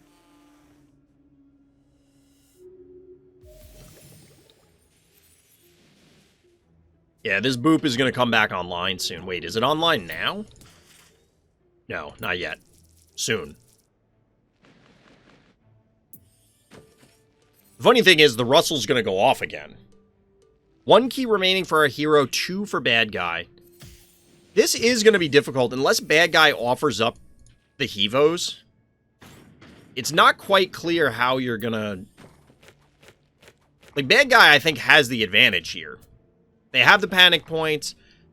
They have the long-term, quote-unquote, inevitability between Russell and Smiley.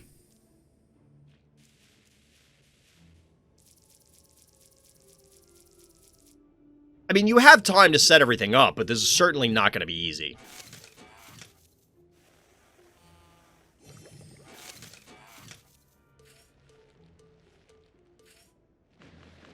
Okay, you're just backing off Mildred here. I was going to say, like, that's got to go or it's getting diseased. And we've already seen a diseased and poisoned Mildred before. Bad guy is content to play the waiting game. Given the positioning of everything, I mean, I get it. Evo? Yep. So this possibly means a diseased Firkin. I don't know if bad guy's going to want to go for that.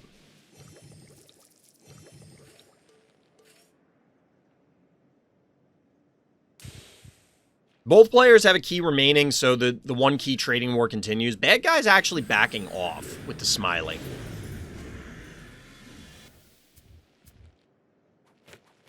At this point, the poison is not even necessarily a nuisance. There's 2 healing spas already. There's another one that's not going to come up next turn, but there will be the turn after. It's just a question of how do you deal with the Smiley? Because the Russell is pretty much neutralized at this stage.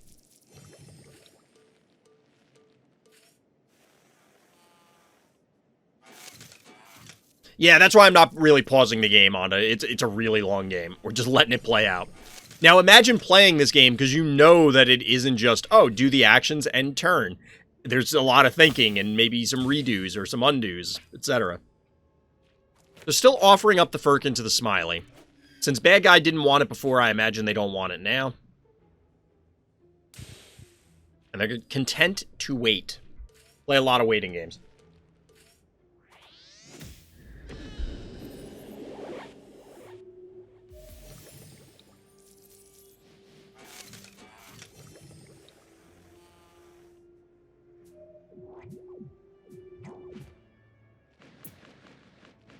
You need some healing now? Yeah, I was going to say, like, you're now in some trouble both here and here. Well, to a lesser degree on the Bluelian, but the Mildred is now vulnerable.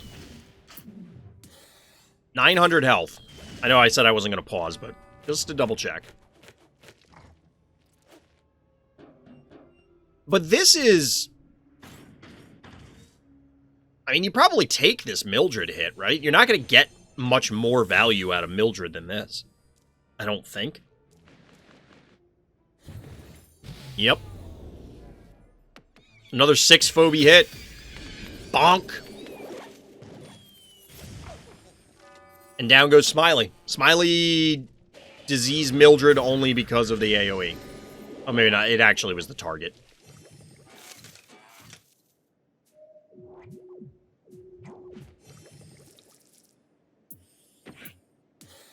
Ha! Wow! Wow! Goes from, like, basic, what was it, like 970 health or something? Wow. Redo the turn? Here, we'll leave this up.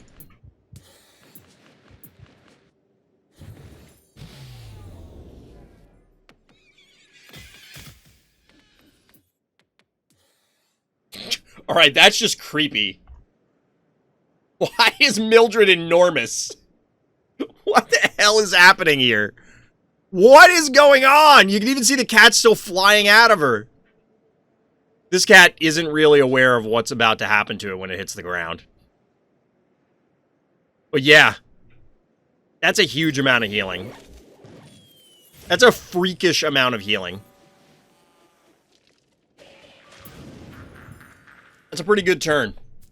But bad guy still has 2 Hevos and a Clinico. The Russell is still here to be obnoxious.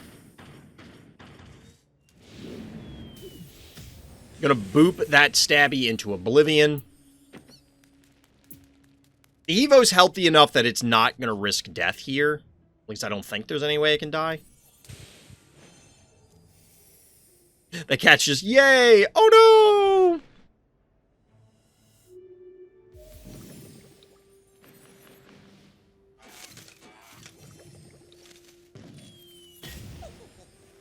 This is the crazy part. The Mildred now has the opportunity to get probably one more kitty littering off. It's going to be taking, I mean, it's taking 700 damage, over 700 damage, but it has a little bit of time. Just going to boop the stabby. I don't want to get furked anymore. Yeah, you got to take what you can get, right? It got furkin 2 or 3 times. It's done. It's like, I'm just going for it. I'm doing it while I can.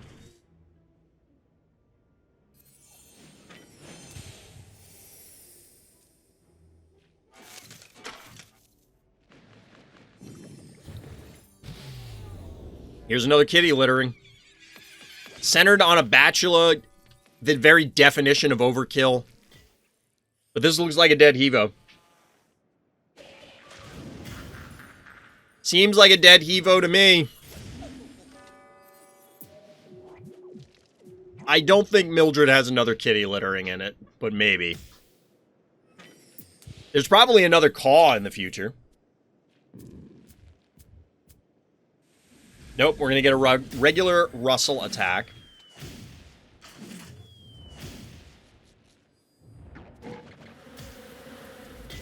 Little bees action. All that cheap damage was worth it. I mean, it's an enormous AoE, so yeah, it makes sense. It makes sense.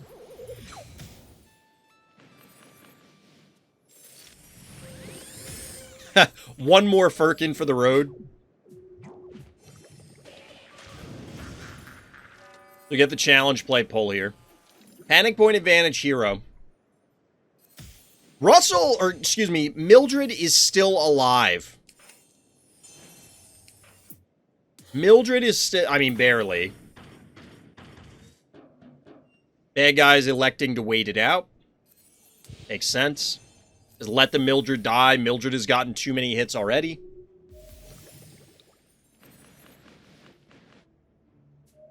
Trying to walk it off. It's not going to work, Mildred. I'm sorry.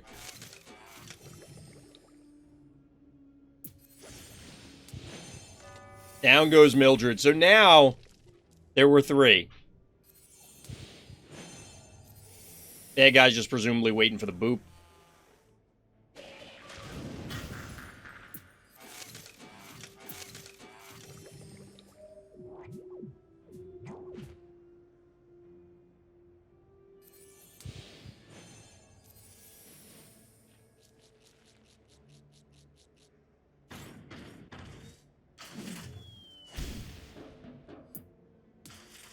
Still one more turn. When's Firkin come back? So the boop will be back before Firkin.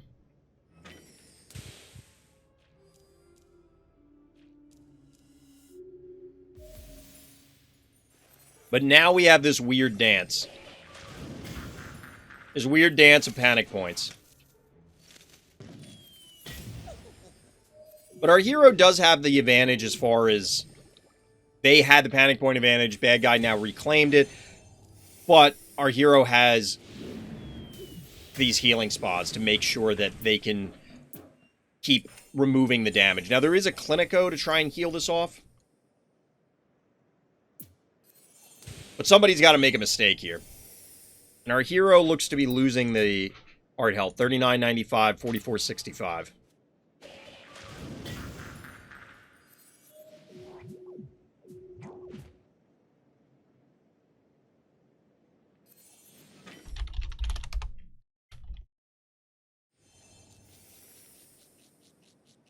Ooh, bad guy has had enough. They're going for it. They are going for it. Panic point advantage hero, though.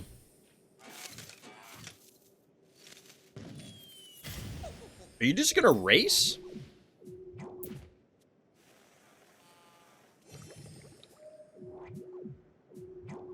In fact, not.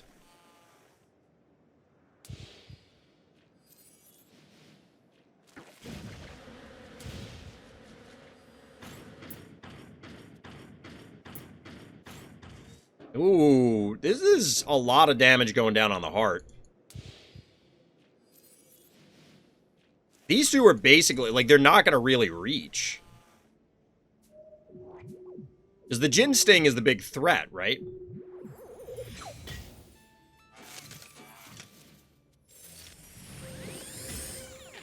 Yeah, you got to turn the boop off. As we restart the end of this game, hopefully too much of Big She's game didn't get messed up since Twitch seemed to be having an issue. We're watching the tail end of this marathon game. Getting the body block here to a degree because, well, not to a degree. It's only Jin Sting remaining. Big She hanging on with 1,000 health. 1K health to close this game out. Mildred, everybody. Mildred.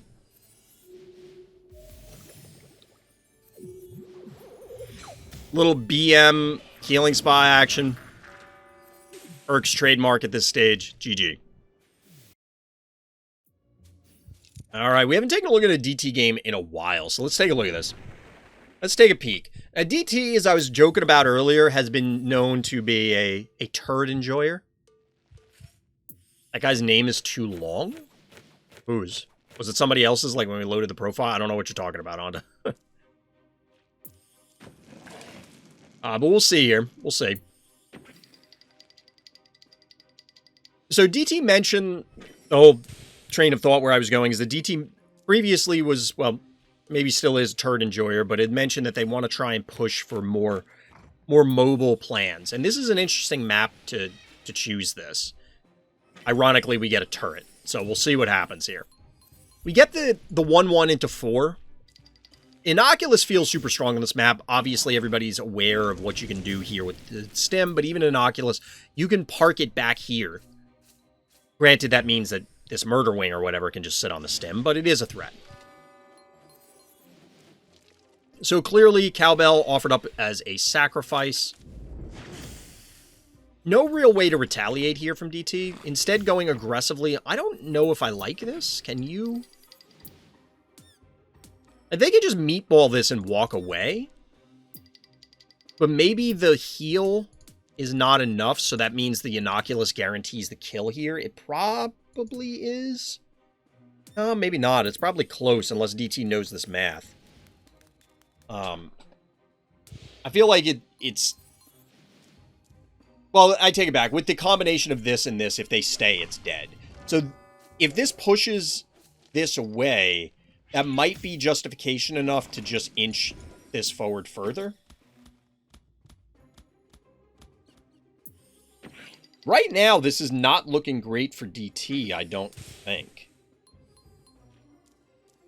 They could probably leap and then kill the Bachelor with the Electric Cat to reclaim this, assuming the Bachelor replaces. Okay, I like this. This isn't enough, is it? Wow.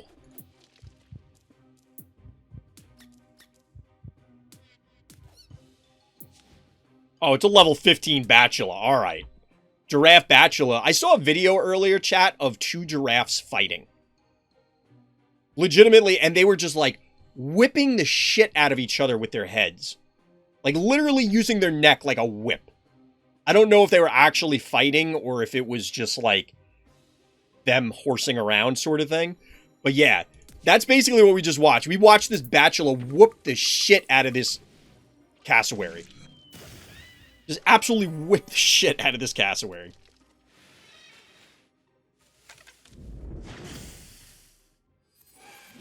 But I did not expect this to happen.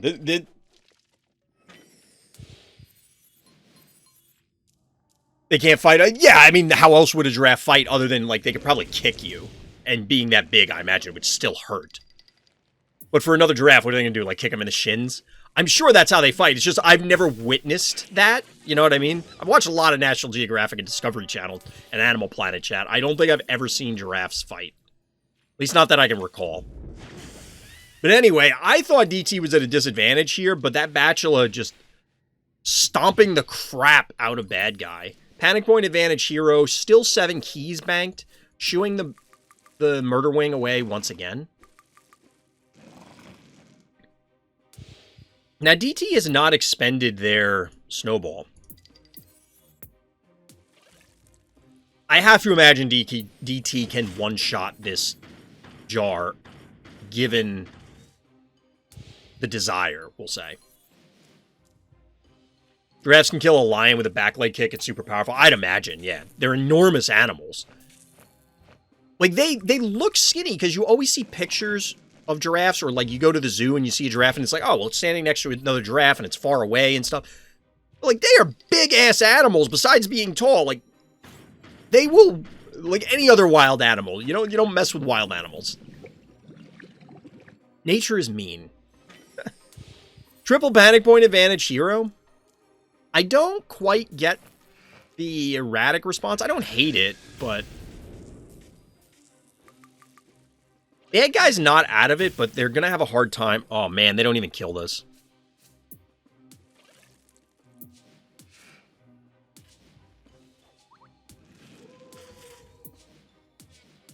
Bad guy's a little under-leveled. That Bachelor was an exception, but we know from... It's an older meme, but it checks out. DT is, in fact, a connoisseur of Bachelors. I thought it was going to pull it onto the stim for a second, which I would have laughed at. Interesting putting it here instead of here. Although I guess this forces the erratic to come in further, so that's fine. I think that makes sense. Although you're not really going to shoo it away. The bad guy is looking at a heart with 2870 left. DT might be able to just go face. No, probably not with this on the stem. What are the oldest memes? That's a good question, Roxwan. I don't know, Chad, help me out. What's an old meme? I feel like Storybook Brawl Dwarves is a super old channel meme.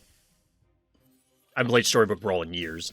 Probably Bees. Phobies-wise, Bees is the proto-meme. It is the primordial ooze of Phobies memes.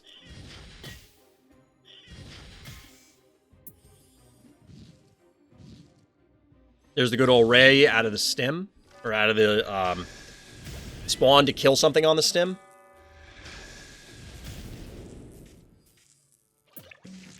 Does DT win this? I didn't look. Because DT was at a big advantage, but the board advantage is starting to ebb away.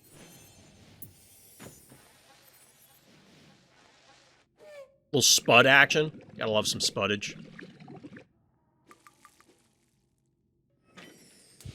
Panic point advantage once again in favor of our hero. This is super awkward because bad guy has to do some really strange things in order to... Like, this, and this can all connect with the heart this turn. I don't think that's enough to kill bad guy, but, like, potato time. That baby clutching its fist I used to see on Facebook all the time. I can't picture that one. I'm sure if I saw it, I'd recognize what you're talking about, but... This is not a dead erratic. This is probably a dead Quagmire. That's what she said. Success, baby. Oh, I know what you mean, where it's like, yes! Like that one. Where it's screaming. But I think the question was, like, what was the oldest meme that specifically showed up on my channel? And that's where I'm having difficulty, because it kind of blurs after a while. Can you just annihilate the heart from here? Oh, triple panic point advantage. Yeah, you probably can. Because they can... Oh, Meatball is down! Not like this.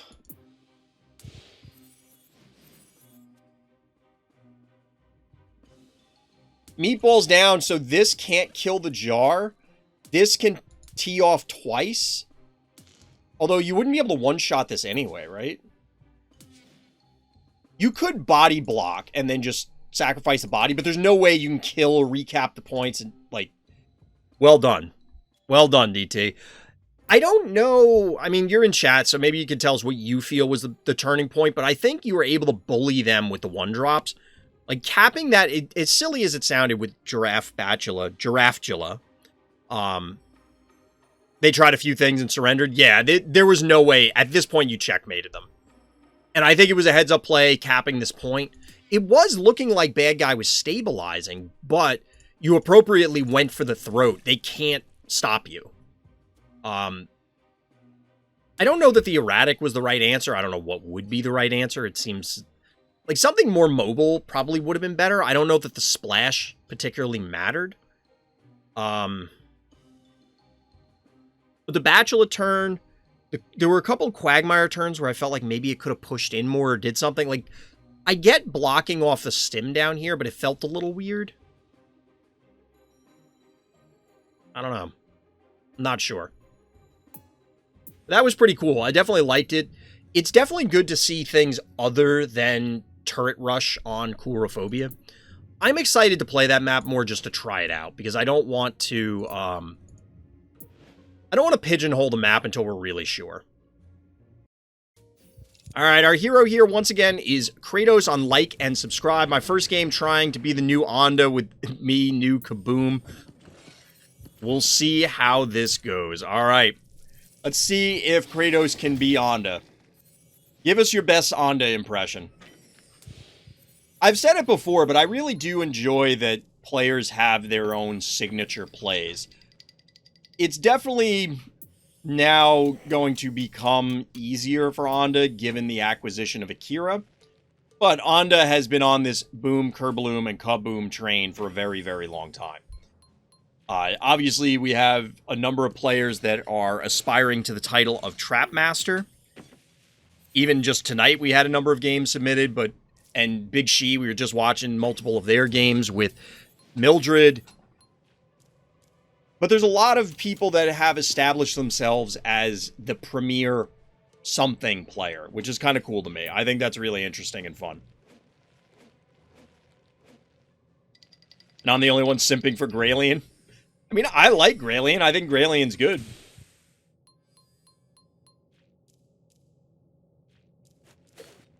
I think we've watched an Onda game where Onda's sacked Boom. I feel like we have. Maybe I'm wrong, but... Because I know we've watched games where other people did that, and I remember saying that, oh, it's the Hakunay play. I could have sworn we did that once for Onda, but I could be wrong. So our hero here, getting the Stabby online, something that I kind of forget about on this map. I don't mind Stabby here. It does provide a front line here to protect the Inoculus, but it's a 4-to-1 panic point advantage bad guy.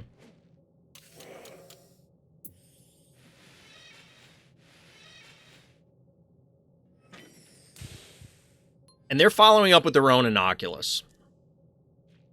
They're going to hemorrhage a lot of stuff here. Like, I think they lose both of these, and then our hero could reclaim these points if they wanted to.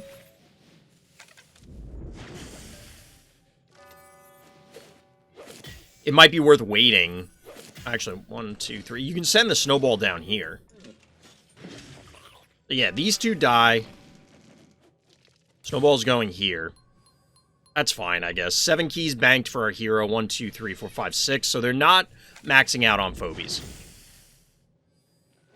I really want to try and use Graylien switch 4 times, but I don't think it's realistically possible. That game where I swapped Alley, Beauty, and Klepto is probably as much Graylien use in a single game as you're going to get. Yeah, it's hard. 4 is a lot. The cooldown's pretty long. That's an aggro Pterodactyl, but it does yield a 5-0 panic point advantage. The thing is that Kratosss is still above half health on the heart. This just seems like... Just sacrifice your Pterodactyl for nothing. Maybe not nothing. You sacrifice your Pterodactyl for 235 heart damage. Or however much these panic points are. 225. I want to use 4 big attacks and Mildred in a big map. That would be a dream game. That would be pretty tough to put together. Your opponent would have to cooperate. I mean, they kind of did in the last game, Big She.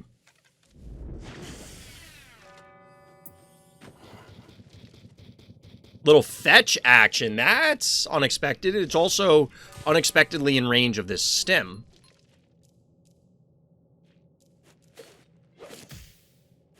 But Hero's going to elect to beat up on this Klepto. I think that makes sense. Get the boop to get the Innocuous the hell out of there. Free Klepto kill, essentially. This will probably be a free fetch kill if it goes in, and all of a sudden, panic point advantage Hero. In fact, it's a 4-to-1 panic point advantage Hero. That guy just kind of felt like they were throwing keys away. Not gonna lie. Keep getting my foot wrapped up in this cable, chat. It's driving me crazy. I need to rearrange and redo my cable management.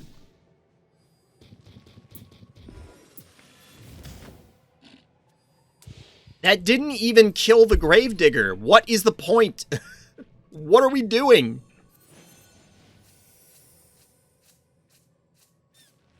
It's probably dead Ray and dead Fetch, right? Razormouth ruined my cable system. Nah, no Razormouth in this house. Only snowballs. Although she doesn't go under the desk. Ah, yes, the I need a gold pack strategy never fails. Yeah, I mean... It's a little early in the season for that, though. A little early in the season. Alright, so the Fetch doesn't die. The Fetch notably does not die. You're glad your cat never messes around with electrical cables? That's what I hear from a lot of people who have cats, is that they are terrors for that sort of thing.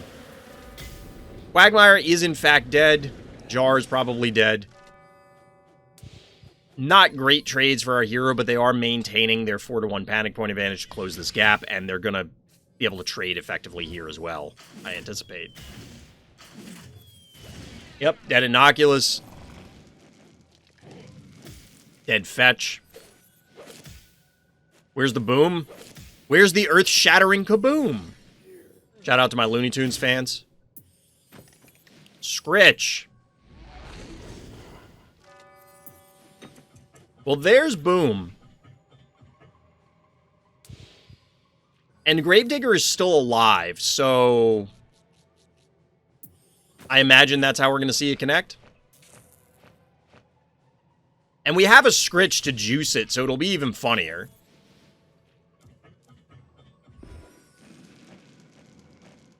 Four to one panic point advantage once again. It's erratic and Jin Sting against the world. I don't think this one's going to work out for bad guy.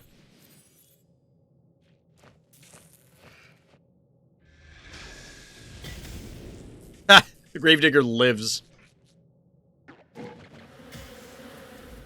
It does not live. Okay, so we're not going to see the Gravedigger play. How does this boom connect?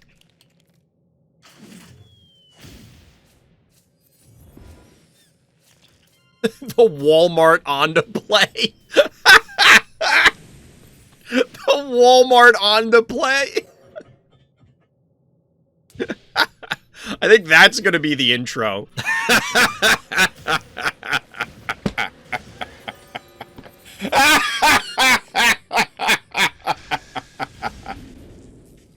Oh, man. You know, Kratos is making this a game, and it didn't need to be a game. Like, this was not a game. But Kratos is making every effort to turn this into a reasonable game. Okay, we're gonna get the boom connection here. Like, bad guy, what are you doing? You don't even kill this stabby!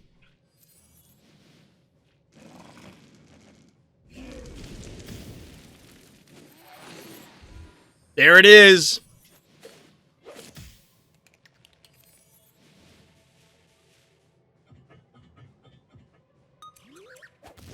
It happened. Got him. GG. Alright. Probably the last game review, as I was saying, loading into this. Master Dark is our hero here on Urgo. My enemy tried a heart rush, but he got a surprise. Surprise! You did.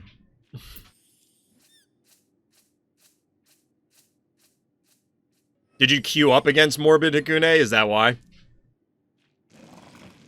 Alright, so bad guy appropriately does not take the stim for whatever bizarre reason. I don't know why they would do that, but as we've seen on many occasions before, that's an easy way to get your snowball fried.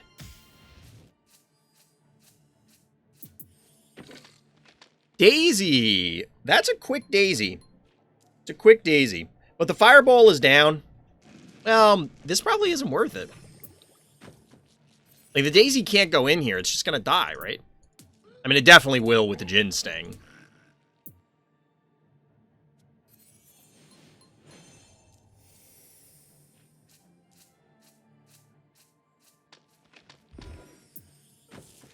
So we get a Venus instead.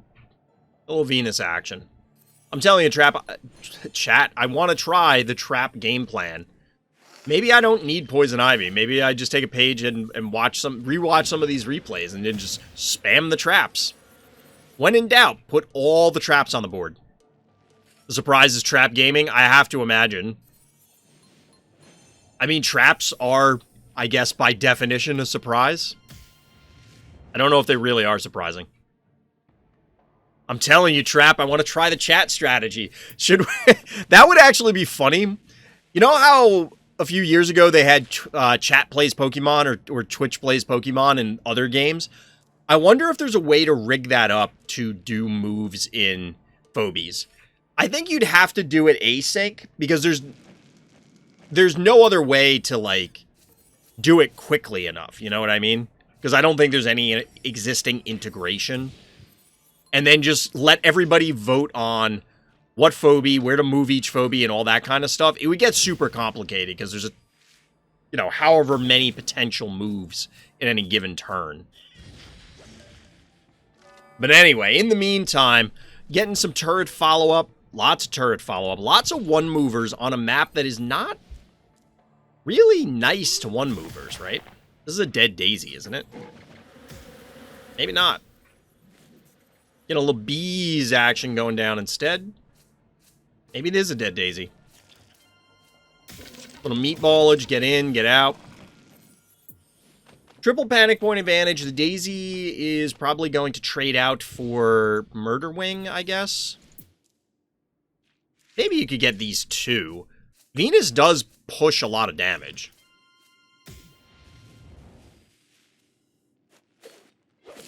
Maybe not. Because you're not going to get a follow-up hit here. Sheep coming in as well. Oh, no, this can reach. There you go. Get a little jar. That's a key positive trade for our hero, Daisy, for 5 keys. The sheep is going to be interesting. We don't know where these other traps are because we can't see them. Thick Venus. Yep, Venus is, in fact, thick. Venus is thick.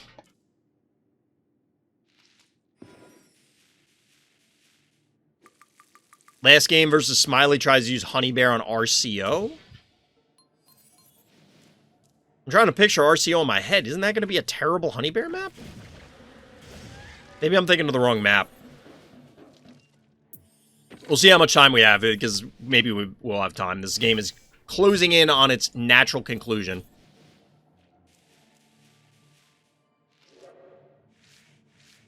Panic point advantage. Bad guy is maxed out, but out of keys. Hero still has 7, though. This could be a dead unicorn if bad guy gets aggressive about it, but depending on where the traps are... Yeah, you don't even need the sheep, so where are the traps?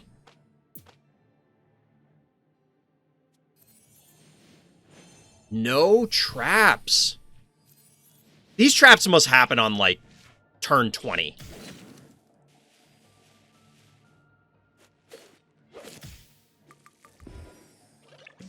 Alright, so that's a dead Jin Sting. Clearly the jar is going to go down. Could get the sheep to connect with these two. Like, that wouldn't be unreasonable. Although the muffin kind of deters bad guy. And Klepto is the follow-up. Klepto makes a lot of sense if you've been slathering the board in traps. Just damage everywhere so you can get the splash going. Bad guy's going to go for it anyway. Big sheep pop, big sheep fart. The big fart. So if this still had... Wait. No fireball. You could snipe if you did. You could have sniped the muffin, which would have been funny. Oh my god. Are there traps all here? Ouch! Bad guy, why? If ever there was over-aggression... There it is. Wow. And just like that, it's only Clinico. Ball game.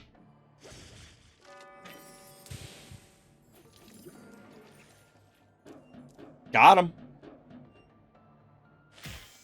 Ha! There's a trap there, too. Lol.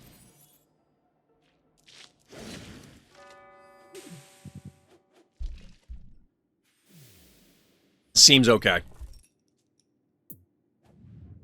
Seems okay. So we had a late submission from Hakunay. Zoning into RCO. We have an intra-Discord game. We got Smiley here as... serving as our resident bad guy. But Smiley's just... it's all smiles. All smiles. You can't get upset. Getting a little Gravedigger action to go. Starting here. I don't remember the last time I played on RCO, chat. I'm not even lying.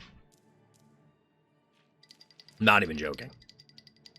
That was the weirdest route for that cat. I don't know why, but that was very weird to me. Do we get the matching Gravedigger on each side? Get the matching Gravedigger on each side. Finally get the Murder Wing to cap the side points. Big surprise. Getting the break here, that's interesting.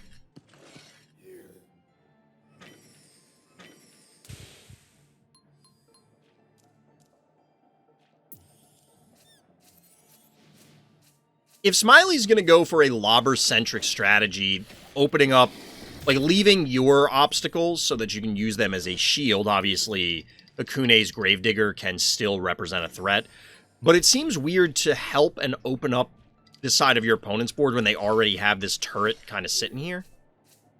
This is the first map you ever played? Yeah, I think this was in the initial rotation as well, along with Eternal Monday. I remember Eternal Monday being there. I don't remember if this was there initially. But I do remember playing this early on because this was very much a unbearable map for me in the very beginning. So this is where it makes sense. This Honey Bear can now cover these 2 points. And notably, it's also going to turn off these traps, but might as well have them there. So now, it's a 2-to-1 panic point advantage, and Smiley has locked off the board. It's a cool play. It's a cool play. Until Hevo shows up. He goes, oh. You think that's cute, huh? You think that's cute? Let me show you cute. So Smiley answers with... Oopsie, baby? I mean, I don't hate it. Honey Bear seems good on this map. It could be good. It could be good. Wait. Yes! I knew this was going to happen. I like, looked at chat, and then I looked back at the board, and I'm like, it's happening. I knew it was happening. Ah, that's hilarious. The block to completely lock him out. I mean, they have their own Gravedigger. They have stuff. It's not going to last very long, but that's hilarious. Like, that's funny. Hakunay drawing a line in the sand. You shall not pass.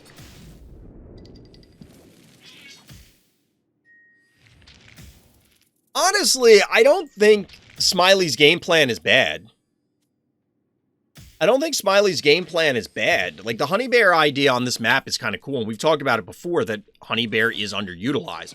But the problem is that Hevo is also just super dumb. Like, Hevo 3.0 makes... I don't want to say it trivializes things, but it definitely changes how small maps are played, right? If your opponent has access to Hevo 3.0 on this map... it will introduce some challenges for you. By the way, all those traps get puked on. Smiley's like, I'm not taking that chance again. Breaking more obstacles. It also opens things up so that way you can more easily get at the Hevo. It's not just, oh yeah, I'm doing this for the lulz. Or to avoid the Gravedigger block. This opens up pathways for your 3-ranger to get at things.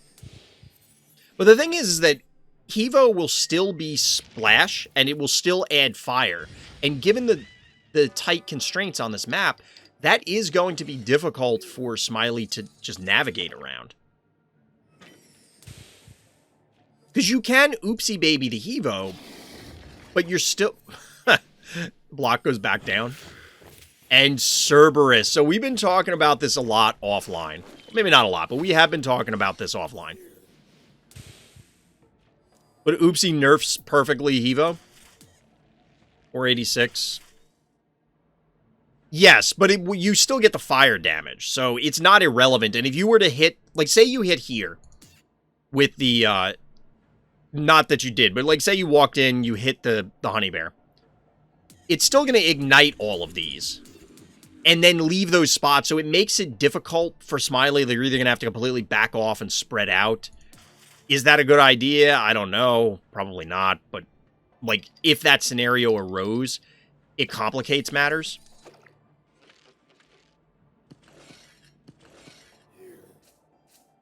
So the big chonky boy, the heckin' good boy that is Cerberus, has come up a lot offline.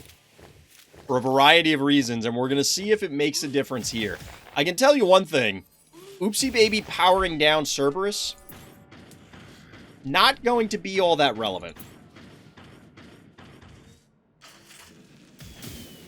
Smiley lined up kind of nicely there for the Hevo hit.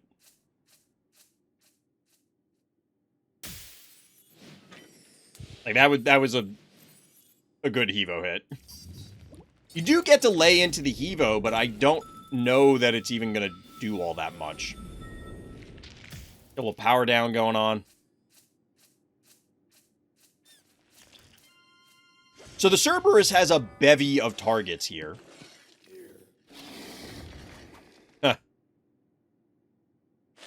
You know, putting that obstacle there means that you can no longer vomit on that location, but... 7 keys remaining for bad guy. None for our hero.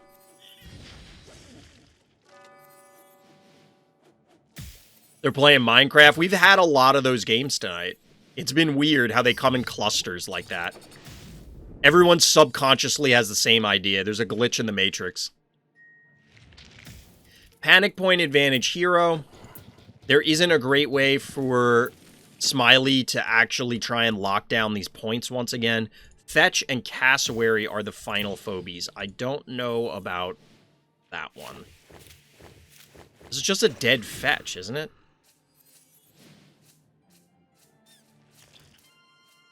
Like, even powered down, this Hevo's still gonna kill it?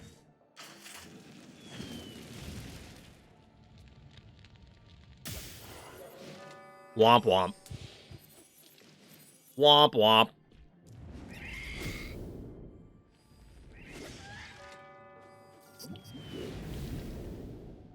I mean, if I were Smiley, I'd probably eyeball it and go, yeah, it probably takes a ton of damage but lives. But, yeah. Now run away? Why? You press the advantage. The Hevo's now off of power down. Like...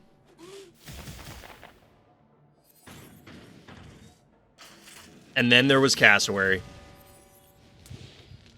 GG. We saw 2... How weird is it that you getting punched in the head by a head? Like, Cerberus literally has heads on the end of his hands.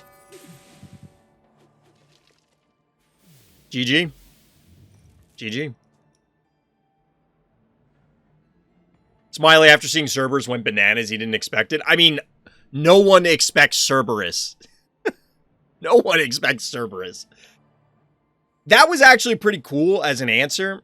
I think, so, Cerberus as a whole,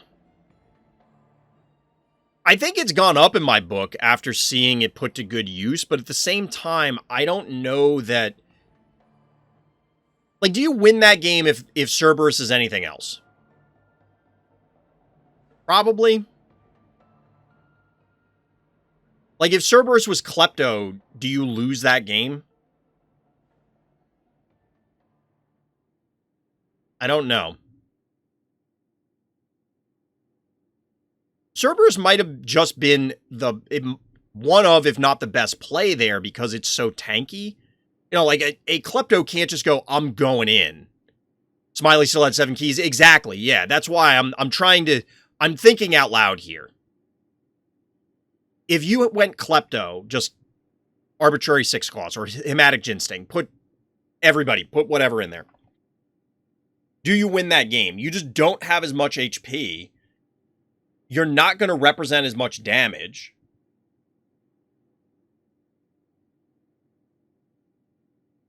How do you counter Cerberus in the endgame?